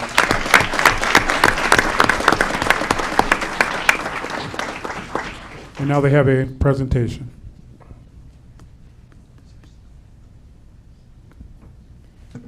Okay, to start off, we want to introduce you to our work that we did for the Aurora Youth Council. So first off, we had Alicia as our chair, Brittany, who's not here, as our vice chair, me as the secretary, and Julian as the treasurer.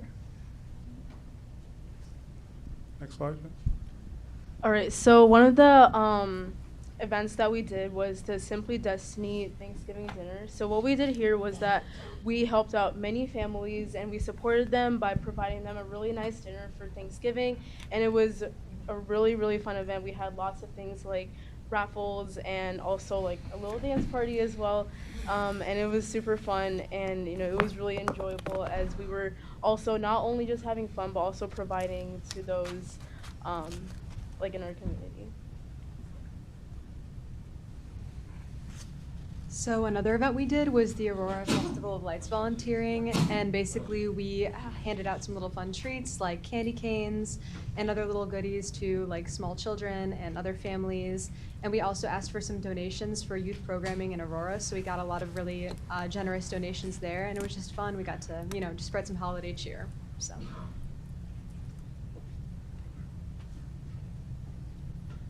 Next up is a newer initiative that we've started this year, which is the Next Gen Aurora podcast.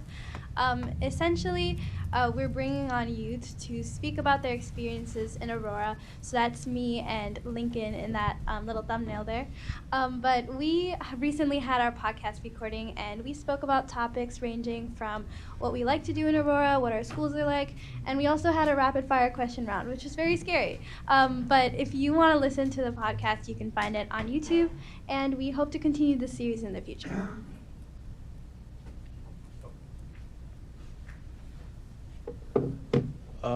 The Better Employment Outcomes Initiative, it was launched last year by the previous president, Pranette, with the goal of helping youth in our city, Aurora, to help them get internships and gain experience for their future careers.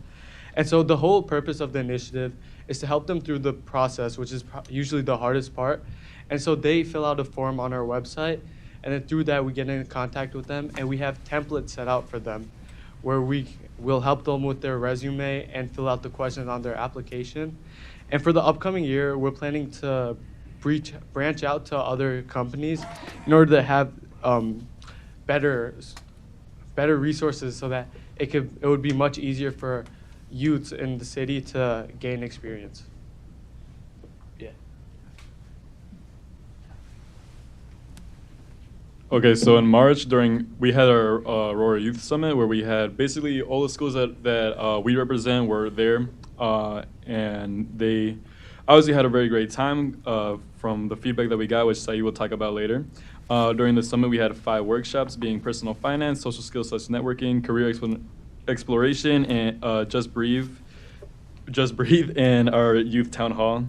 To give a very quick summary, basically the town hall was just to give our youth a voice. Just Breathe is to demonstrate the dangers of smoking. The career exploration was to help the kids decide on their future careers, and personal finance is obviously financing, and then connection-based building is what the social skill and networking thing was. And Saeed will talk about the feedback. Okay, to preface, the youth town hall was a way for all of the youth that came to the summit to voice their opinions about the city as a whole. And what we found was that the youth wanted more niche opportunities for their careers. Some people wanted to be zoologists or wanted to go in fashion, and they didn't really have those opportunities for those careers that they saw other cities may have. Also, they wanted more extracurricular involvement in their different schools, as well as more college preparatory materials, and more apparel shops was also one of the things that they mentioned. All right, so another thing is the Youth and Family Resource Fairs. So we as an AYC team, we didn't really participate this one, but Simon was at this event, and also I was there. I actually danced here at this event, and it was a really cool event. So basically, I do Indian classical dance called Bharatanatyam, and me and my team from the Acharya Performing Arts Academy, one of the organizations there, one of the 20 organizations there, and it was a really fun event. It was super fun. You got to collect stamps, and if you got 20 stamps, you got to get a Nintendo Switch, which was really fun. And another thing is that it's really important that we spread our culture because, yes, we were the only Indian classical team there, but also we thought it was so cool to witness other cultures there and see what they do. And also we got lots of feedback from for us, and it was super nice that other people also got to witness, was in our position and was able to experience something new, and they really appreciated it. So I just think it's really important that we do more things like this to spread our culture. For our future plans, we're looking to get an Instagram page. Right now we have a Facebook page, but I don't know a lot of teens that have Facebook. So, yeah, that's just really important so we can get more involvement with teens so they can know that all the good work we're doing and all the things that's happening around. So. Hello. Okay. So for the student, or for the Aurora Youth Exchange, it's basically a program where local schools exchange students. They exchange students for a day, and Jesus Christ, and it allows students to experience different cultures, teaching methods firsthand. And the students will attend classes and participate in activities, and they will interact with other students at the participating schools. The schools can use feedback from this. The schools can use feedback from this initiative to try and identify strengths or weaknesses in their own programs or activities. And this will allow students to gain insight into other schools and their operations, and that's basically it. Yeah, so one initiative that I really wanted to stress and promote in the future was the youth newsletter. And we had a monthly newsletter go out in December earlier this last year. And essentially, we wanted to connect the youth of all of our city because personally, I didn't even know the Aurora Youth Council existed before I got an email from my school to apply. So we wanted to connect the youth with youth opportunities that the city has and make sure that we promote that both on our social media pages besides Facebook and through other opportunities too.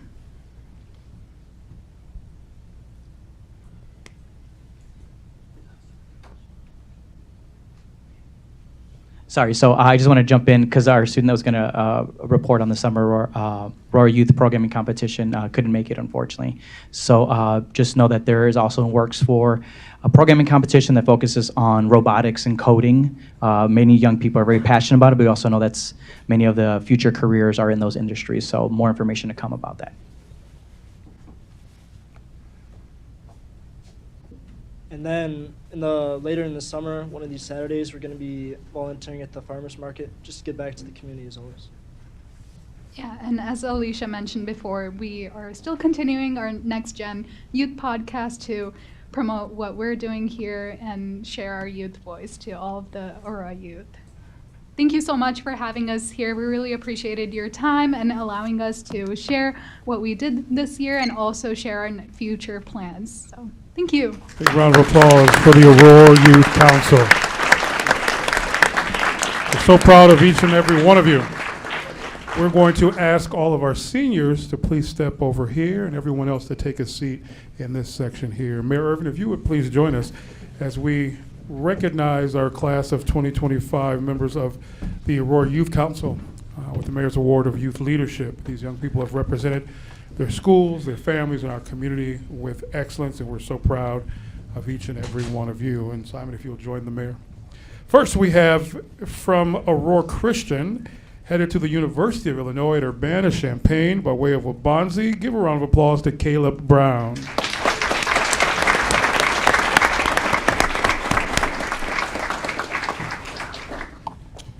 All right, next, representing Rosary High School, headed to Loyola University. Big round of applause for Lillian Feinberg.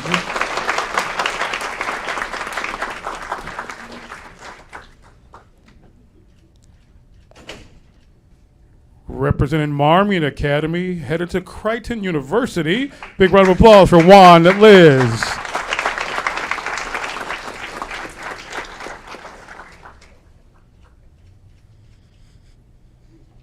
Representing Western High School, headed to the University of Illinois at Urbana-Champaign, Lincoln Majerski.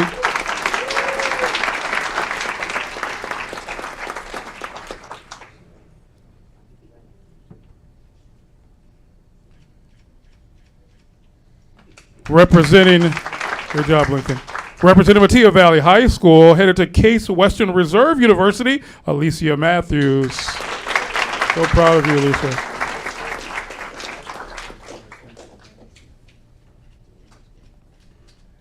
And we have three seniors who aren't here from Aurora Central, headed to U of I at Urbana-Champaign, Maite Acosta.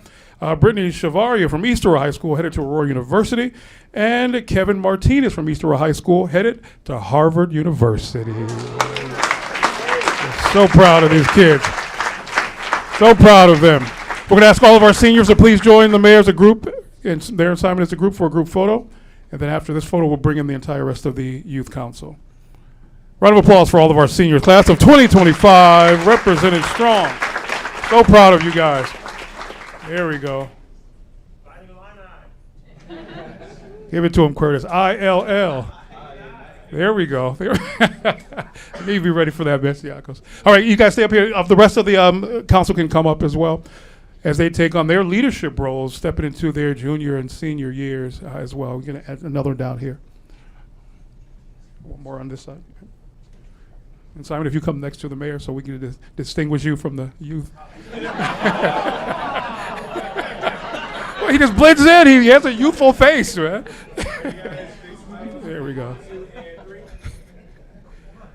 Round of applause for our Aurora Youth Council. We're so proud of each and every one of you.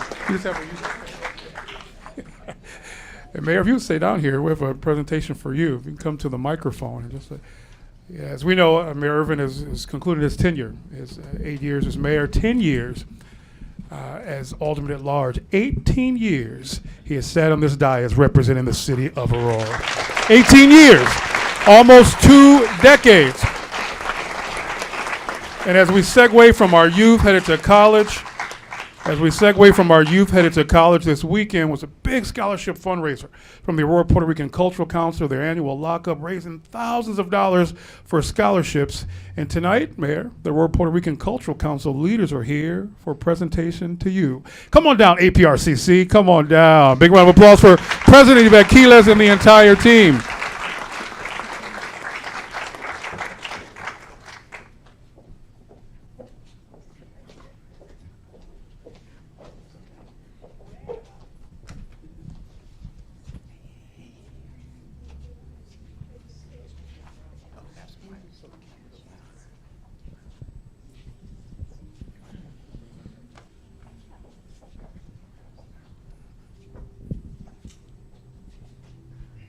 All right, go ahead, Sid.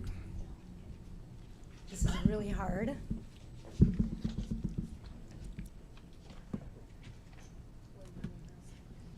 Okay, on behalf of the Aurora Puerto Rican Cultural Council, we would like to extend our deepest thanks to Mayor Richard Irving, Clayton, Memo, and City of Aurora.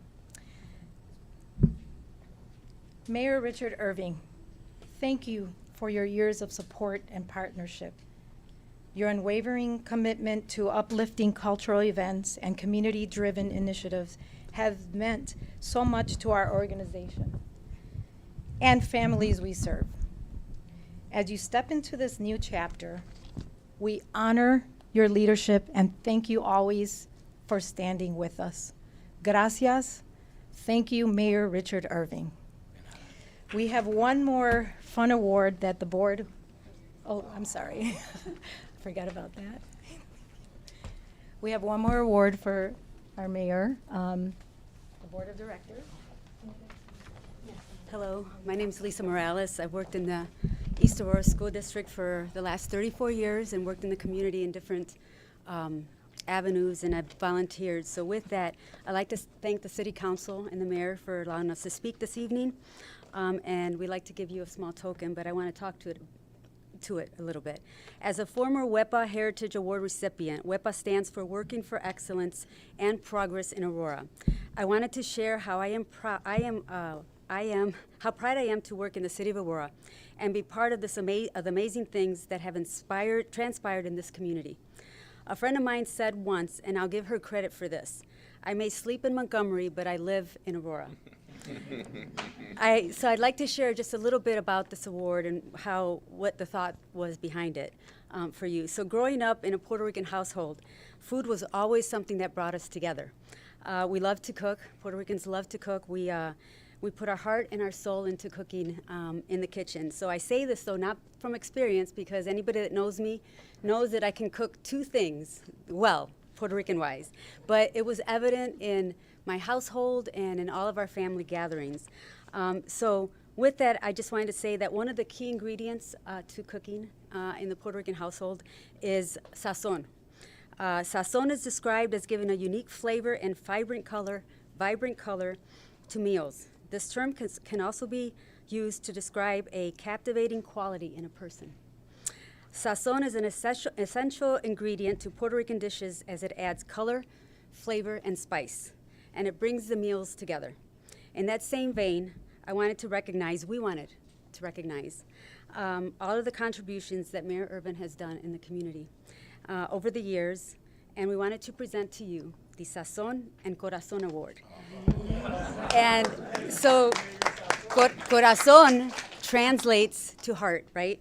And this Sazon Award is a fitting one for Mayor Richard Irving. So there you go.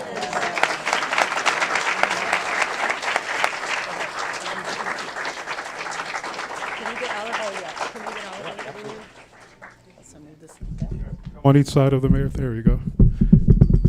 Big round of applause for the Aurora Puerto Rican Cultural Council. 53 years working in this community. presenting the mayor with the Saison and Color Zone Award. That's incredible, Lisa, and absolutely amazing. Thank you so much. We're not done yet, Mayor. You can put those under. Wepa! There we go.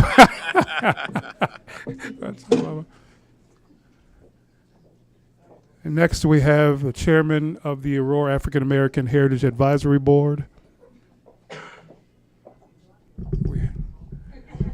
Here he is. He's also an Aurora police officer. Please welcome Chairman Will Whitfield.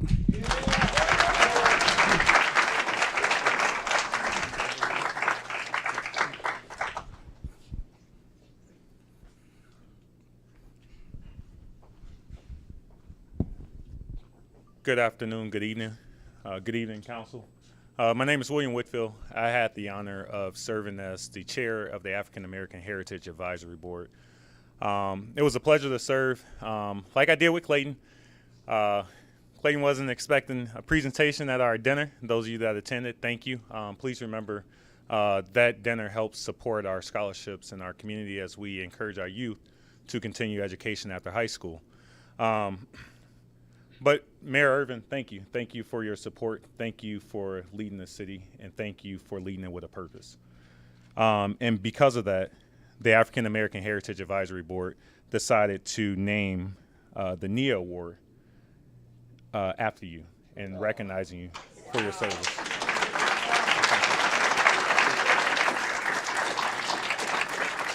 So I'll just read this off. The Aurora African American Heritage Advisory Board honors Mayor Richard C. Irvin by renaming our annual community recognition to the Richard C. Irvin NIA Award. So thank you, sir.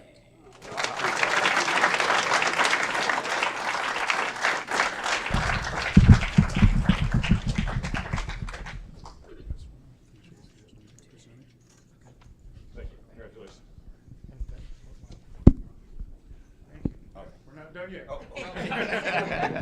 This is my favorite street here.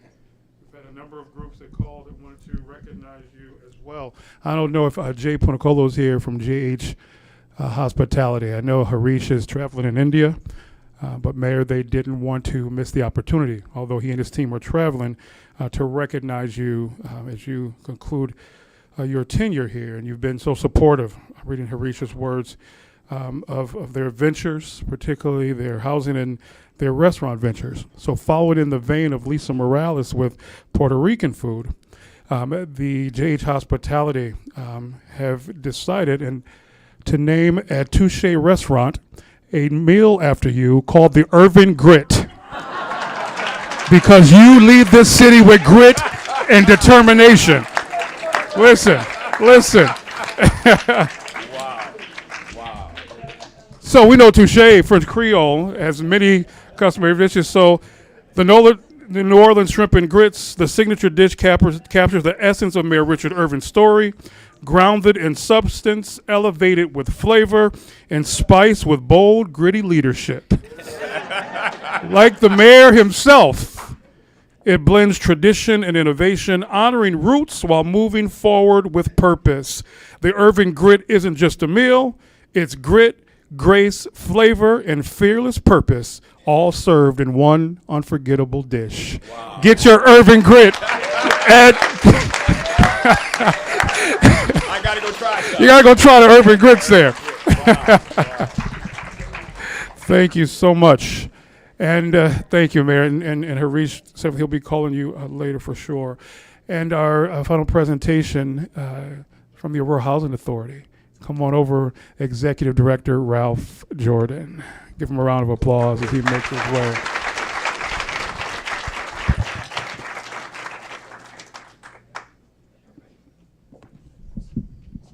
So, good evening, everybody. We've really had a great relationship with Mayor Irvin and the city of Aurora, as well as all of the council people, as we've had a goal to create affordable housing opportunities for people here in the city of Aurora. And so, and Mayor Irvin has been a really good partner with us to continue to try to help all people here in the city of Aurora. So one of the things that we are going to do, because Mayor Irvin and his family is from one of our sites, it's called Indian Trail. We're going to name the community room as the community center as Richard C. Irvin's Community Center.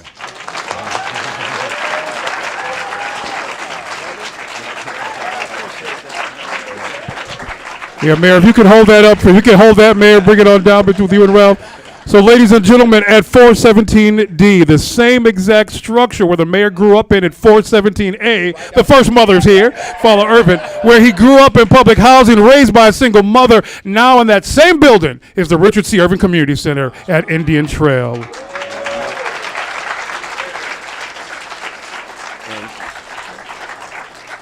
And just to let you all know, we did totally remodel that site. And, you know, I take Mayor Irvin over there. He say, this ain't public housing no more, Ralph. But we've totally redid the site.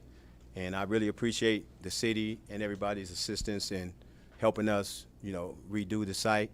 And I'm trying not to brag, y'all, but we just finished the Southwind site, redid it. So Alderman Donnell, that's his area. And we really appreciate Alderman Donnell. And guess who grew up there? All right. Clay Muhammad. Yeah. So we just was there Friday just to show them that we redid all 34 units in the interior of the sites. So we're going to continue to try to create affordable housing opportunities and help our people here in the city of Aurora. So Mayor Irvin, thank you very much, man. We really appreciate you. Thank you, Ralph. We appreciate you. Thank you, Mayor. As we now move to public comments, the mayor will conclude with remarks after public comments.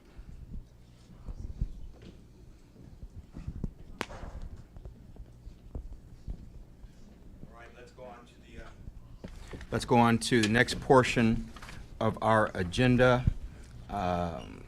Public comment. Madam Clerk, do we have any members of the public wishing to offer public comment? We do, Mr. Mayor. Will you please read the rules of public comment? Pursuant to the Open Meetings Act, all persons shall be permitted an opportunity to address public officials under the rules established and recorded by the council. Under our rules, any person may address the committee of the whole for up to 3 minutes with a maximum of 30 minutes allotted for all public comment. No person other than the timekeeper or the chair for the purpose of maintaining order may interrupt a person recognized for public comment during his or her comments. Members of the committee of the whole shall not engage with nor respond to a speaker during the time set aside for public comment.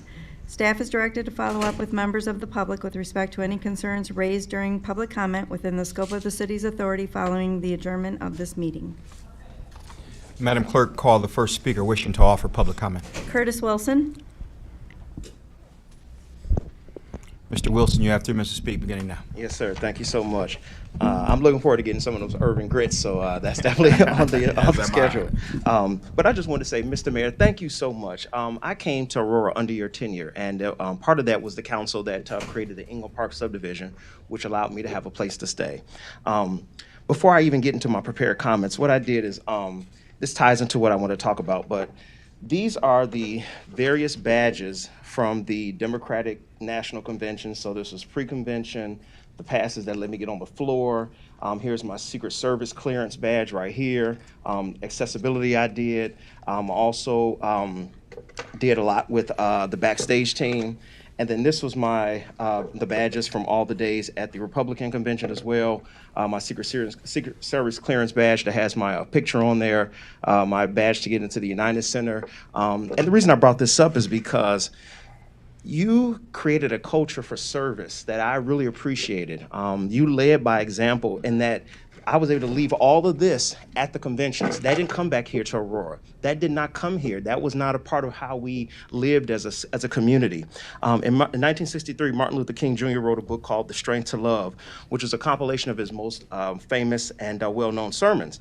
In that collection, he titled one of those sermons, The 3 Dimensions of a Complete Life. One of those dimensions is the welfare of others, service. Dr. King went on to say, life's most persistent question and urgent question is, what are we doing for others? And I appreciated him saying that because I wanted to live like that as well, and I see that in our community with all the volunteers, the folks on the dais, all the folks that give in our community.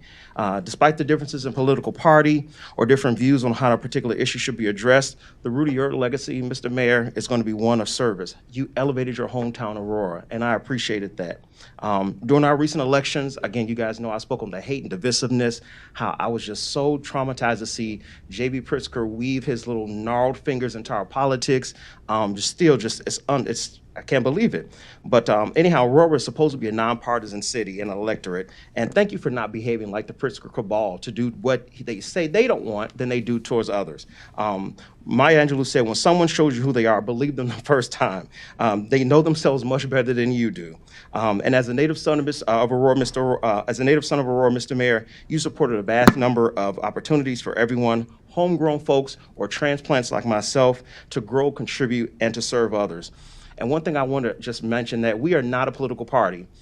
We are a family. We are red, white, and blue. We are Aurora. We are Americans. And on that, thank you, Mr. Mayor, City Council, and the city staff for all that you've done for us. You are appreciated. Thank you so much. Madam Clerk, call the next speaker. Priest Pryor.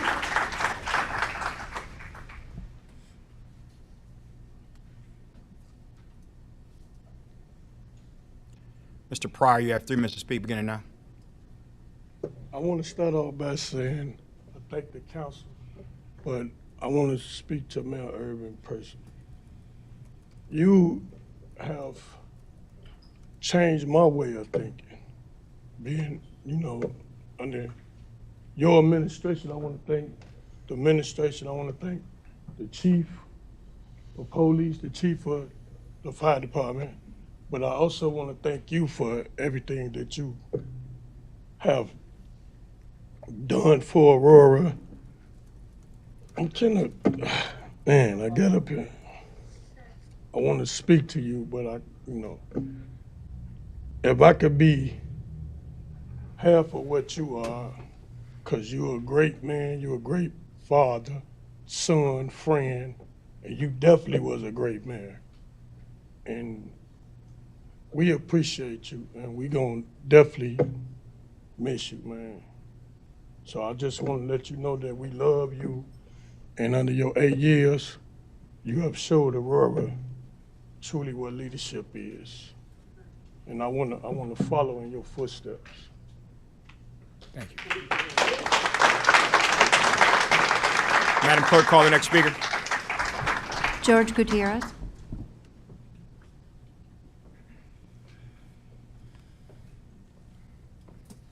Mr. Gutierrez, you have 3 minutes to speak, beginning now. My name is George Gutierrez. I represent Chicano Times.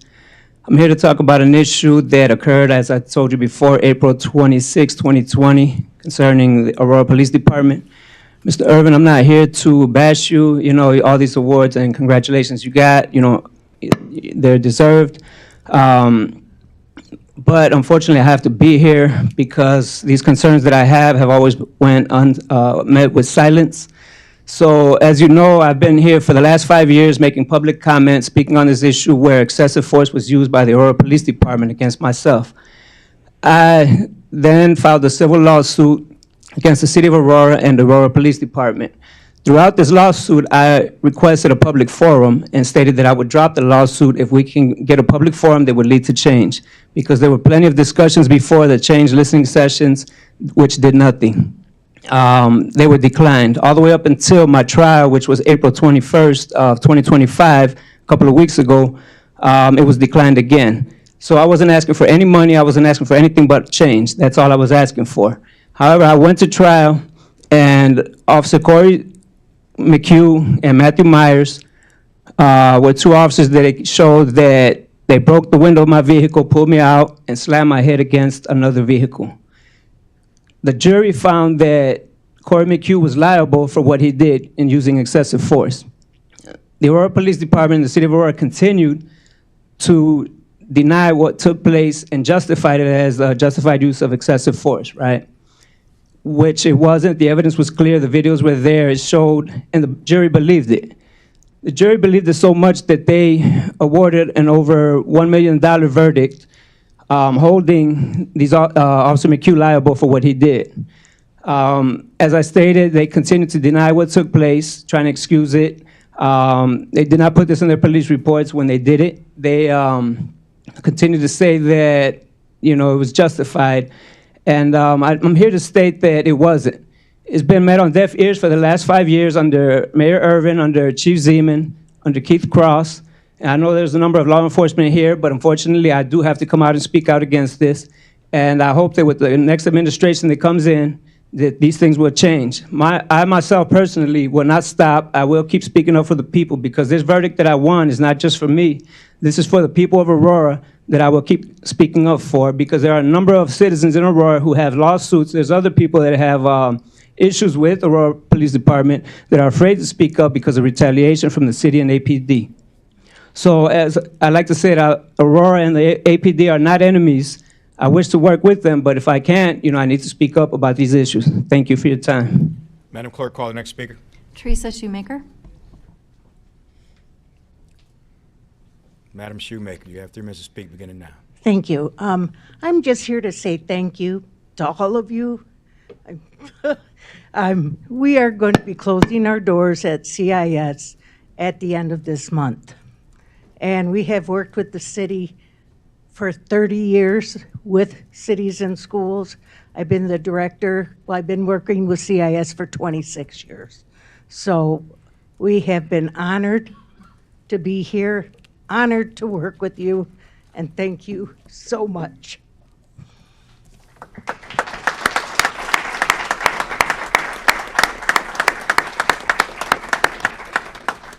Madam Clerk, do we have any additional speakers? We do not, Mr. Mayor. Before we close out, I'm going to give some remarks. I'm going to come down and speak directly to the community. You give me the podium.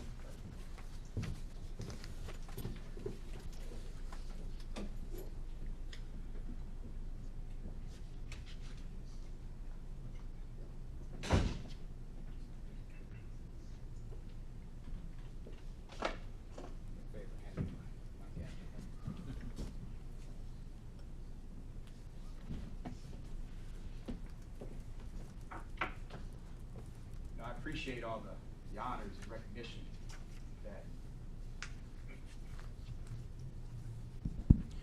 all the honors and recognition that I got from the different organizations today. I especially appreciate our young youth council stepping up to have a voice and make a difference in our community, their community.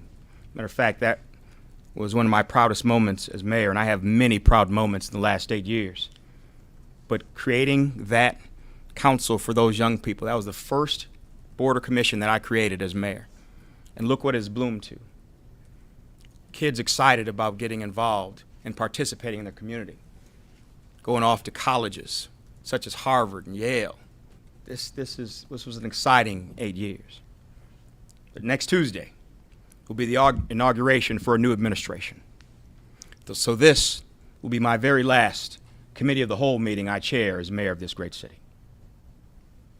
As pointed out, I've dedicated 18 years of my life to Aurora. 10 years as Alderman at Large and 8 years as mayor. It has been my pleasure to serve. But it has been my absolute honor to lead. With including my time as Aurora's first ever community-based prosecutor, I've been part of shaping this city for over 2 decades. As someone who has spent almost every Tuesday over the last 20 years walking up Water Street Mall to City Hall, I'm sure I'll miss it. But in parting, I get to make a choice. So I choose not to be bitter or angry. I choose to celebrate the immensely great success that my administration has had and the extraordinarily positive impact we have made on my hometown. I choose to salute the team of individuals that worked so intensely hard to help build a city we can all be proud of. I choose to celebrate Alex Alexandru for being a rock of a leader and unwavering his commitment as Chief of Staff and Chief Management Officer. Let's give him a round of applause.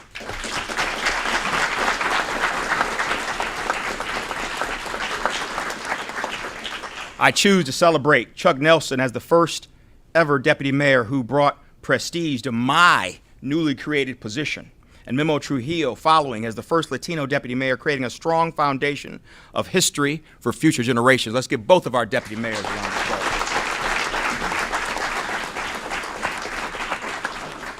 I choose to celebrate Alex Voigt and Maria Lindsay, our two deputy chiefs of staff who both brought a wealth of knowledge and their perspective experience to lend to the immense success of our office. Let's give them a round of applause.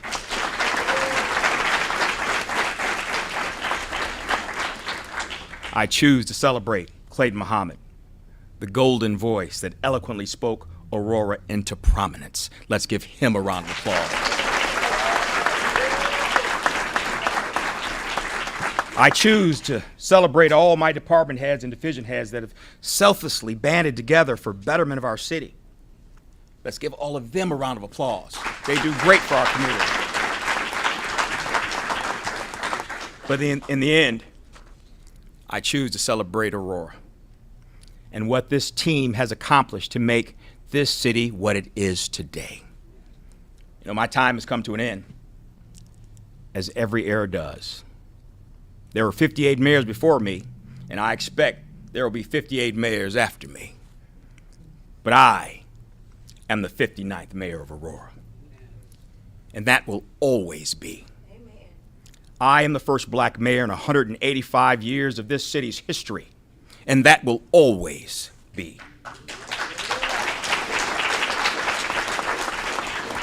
I am the leader who coined the phrase One Aurora and made it synonymous with bringing the city and all of our people together, and that will always be. My administration, the Irvin administration, has made a long-lasting impact and fundamentally changed the face of this city as we know it, and that will always be. You know, but I believe the relevancy of any era is the impact made during that era, and we have made our impact clear, present, and visible for all to see. You know, don't look at this as a sunset. This is a sunrise. Because all the seeds we have planted here in the City of Lights have taken strong root and will surely grow to secure the future of our great city for generations to come.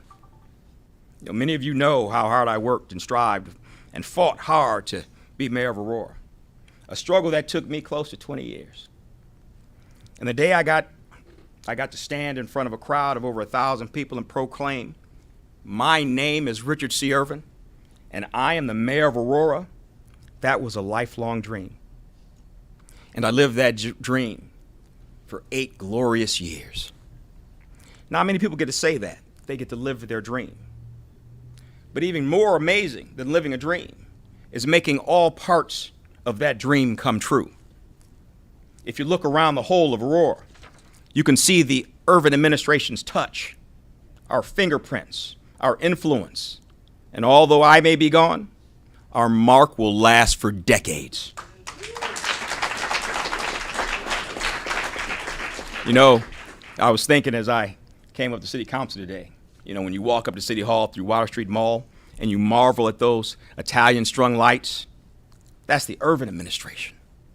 You look at the remodeled Monday Park and Skinny Park, that's the Irvin administration. If you look west across the pedestrian bridge, you see the Wilder Park Promenade redeveloped. If you look north to the venue on Water Street and south to Stope Island Theater, that all is thanks to the Irvin administration. If you walk around downtown, a dead and desolate place before 2017 when I took office, and you see life teeming and excitement spreading with people walking their dogs, jogging, and simply taking a stroll in our downtown, that transformation happened under the Irvin administration. You know, when you look at the 100-year-old buildings, over 100-year-olds that sat vacant for 50, 60, and 70 years, they were all empty and dilapidated, but they are now reimagined and full of life. The Esser building, with residential and retail, which include the Wickwood House, Kluber Engineering, and so much more, that was the Irvin administration. We did that. Look a little further to the south and see 110 Cross. It was an empty brick box with no hope. It's now apartments with a brewery on the first floor. Walk a few blocks and see the Keystone building with new residences and shops full of life.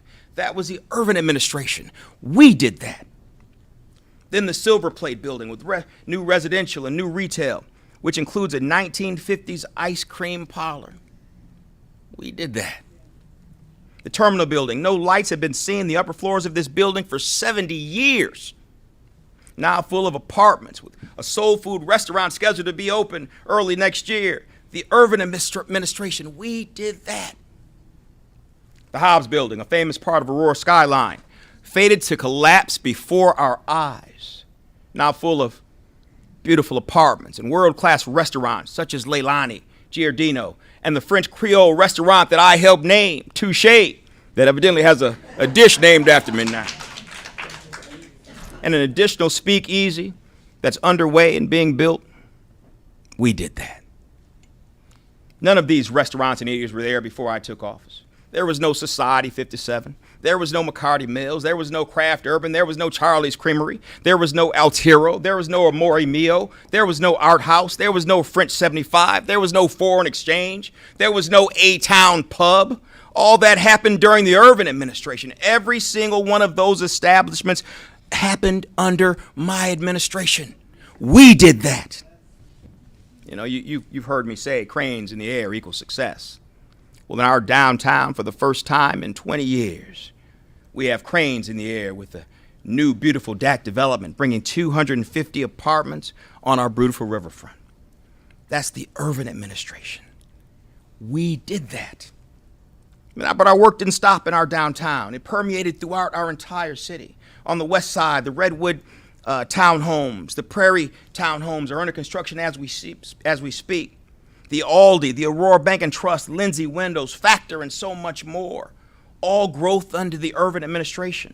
On the east side, we partnered to save an old, dilapidated hospital that had been a cancer in that east side neighborhood for a quarter of a century. The old Copley Hospital, now Bloomhaven, breathed life back into a community in need. Now it's home for seniors, adults with disabilities. Medical services finally returned to a forgotten neighborhood through VNA opening up a clinic, providing those services for the first time in 30 years in the Bardwell neighborhood. Also, Bloomhaven is a new home to East Aurora School District offices. And let me not forget the French bakery at Trevete. That development was the largest East Side development in generations that positively improved that neighborhood for miles around. Thanks to the urban administration, we did that. You know, go east on Eola and 30, and you'll see an exclusive gated senior community built by one of the most premier senior developers in the country, Dale Webb. That development also boasts beautiful single-family residents, securing everyone's future right here in Aurora. Go back northeast to the Fox Valley Mall and look at the newly reimagined lifestyle mall with apartment buildings after apartment building, with even more under construction. That was the urban administration. We did that. Then come back west and see the spectacular new Hollywood casino underway. The $360 million casino resort will be a magnificent addition to Aurora, attracting more and more people from hundreds of miles around, strengthening our city and our tax base. We did that. We reformed Aurora's entire government, to be more effective and more efficient. Wow, we even remodeled this very city council chamber that we sit in now, that gave our council the prestige deserving of the second largest city in this state. My fingerprints are all over this.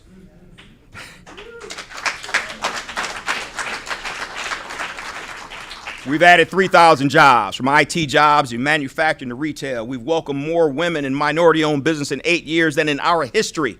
We've added more housing than we've seen in decades. We've partnered with our educational institutions and improved our overall grade point averages and graduation rates. We added $2 billion to our city's value by doing more development in 7 years than all the administrations before collectively in 70 years. The urban administration did all that. We did that.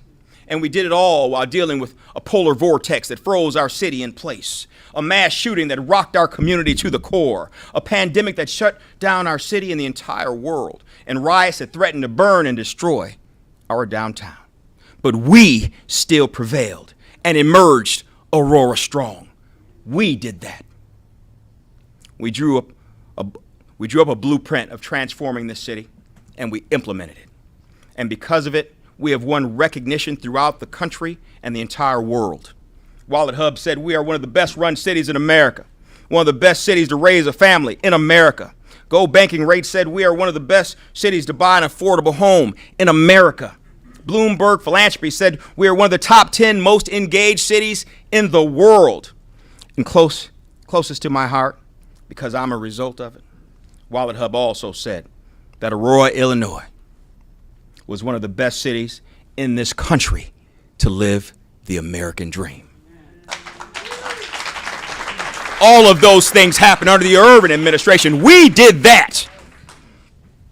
We worked hard to get rid of that negative perception that plagued Aurora and replaced it with prosperity, with an energy and excitement that is palpable. You can see it, you can touch it, you can feel it. We brought pride back to Aurora. We did that.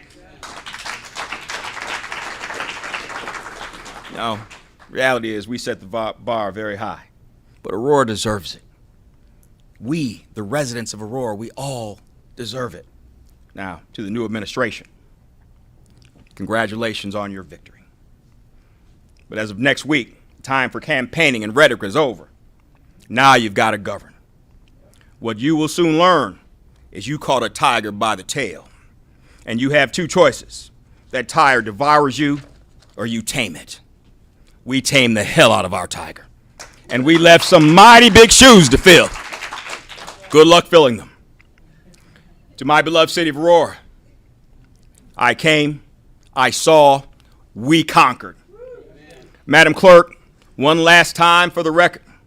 My name is Richard Irvin, and I am the 59th mayor of Aurora. I am that today, and I will always be. God bless this council. God bless every citizen of this great Aurora. God bless all of us. You know, I'm going to take now. Can we have a motion to adjourn? Motion to adjourn by Alderman Smith. Second. Second by Alderman Franco. This meeting is hereby adjourned. Irvin out. All in favor?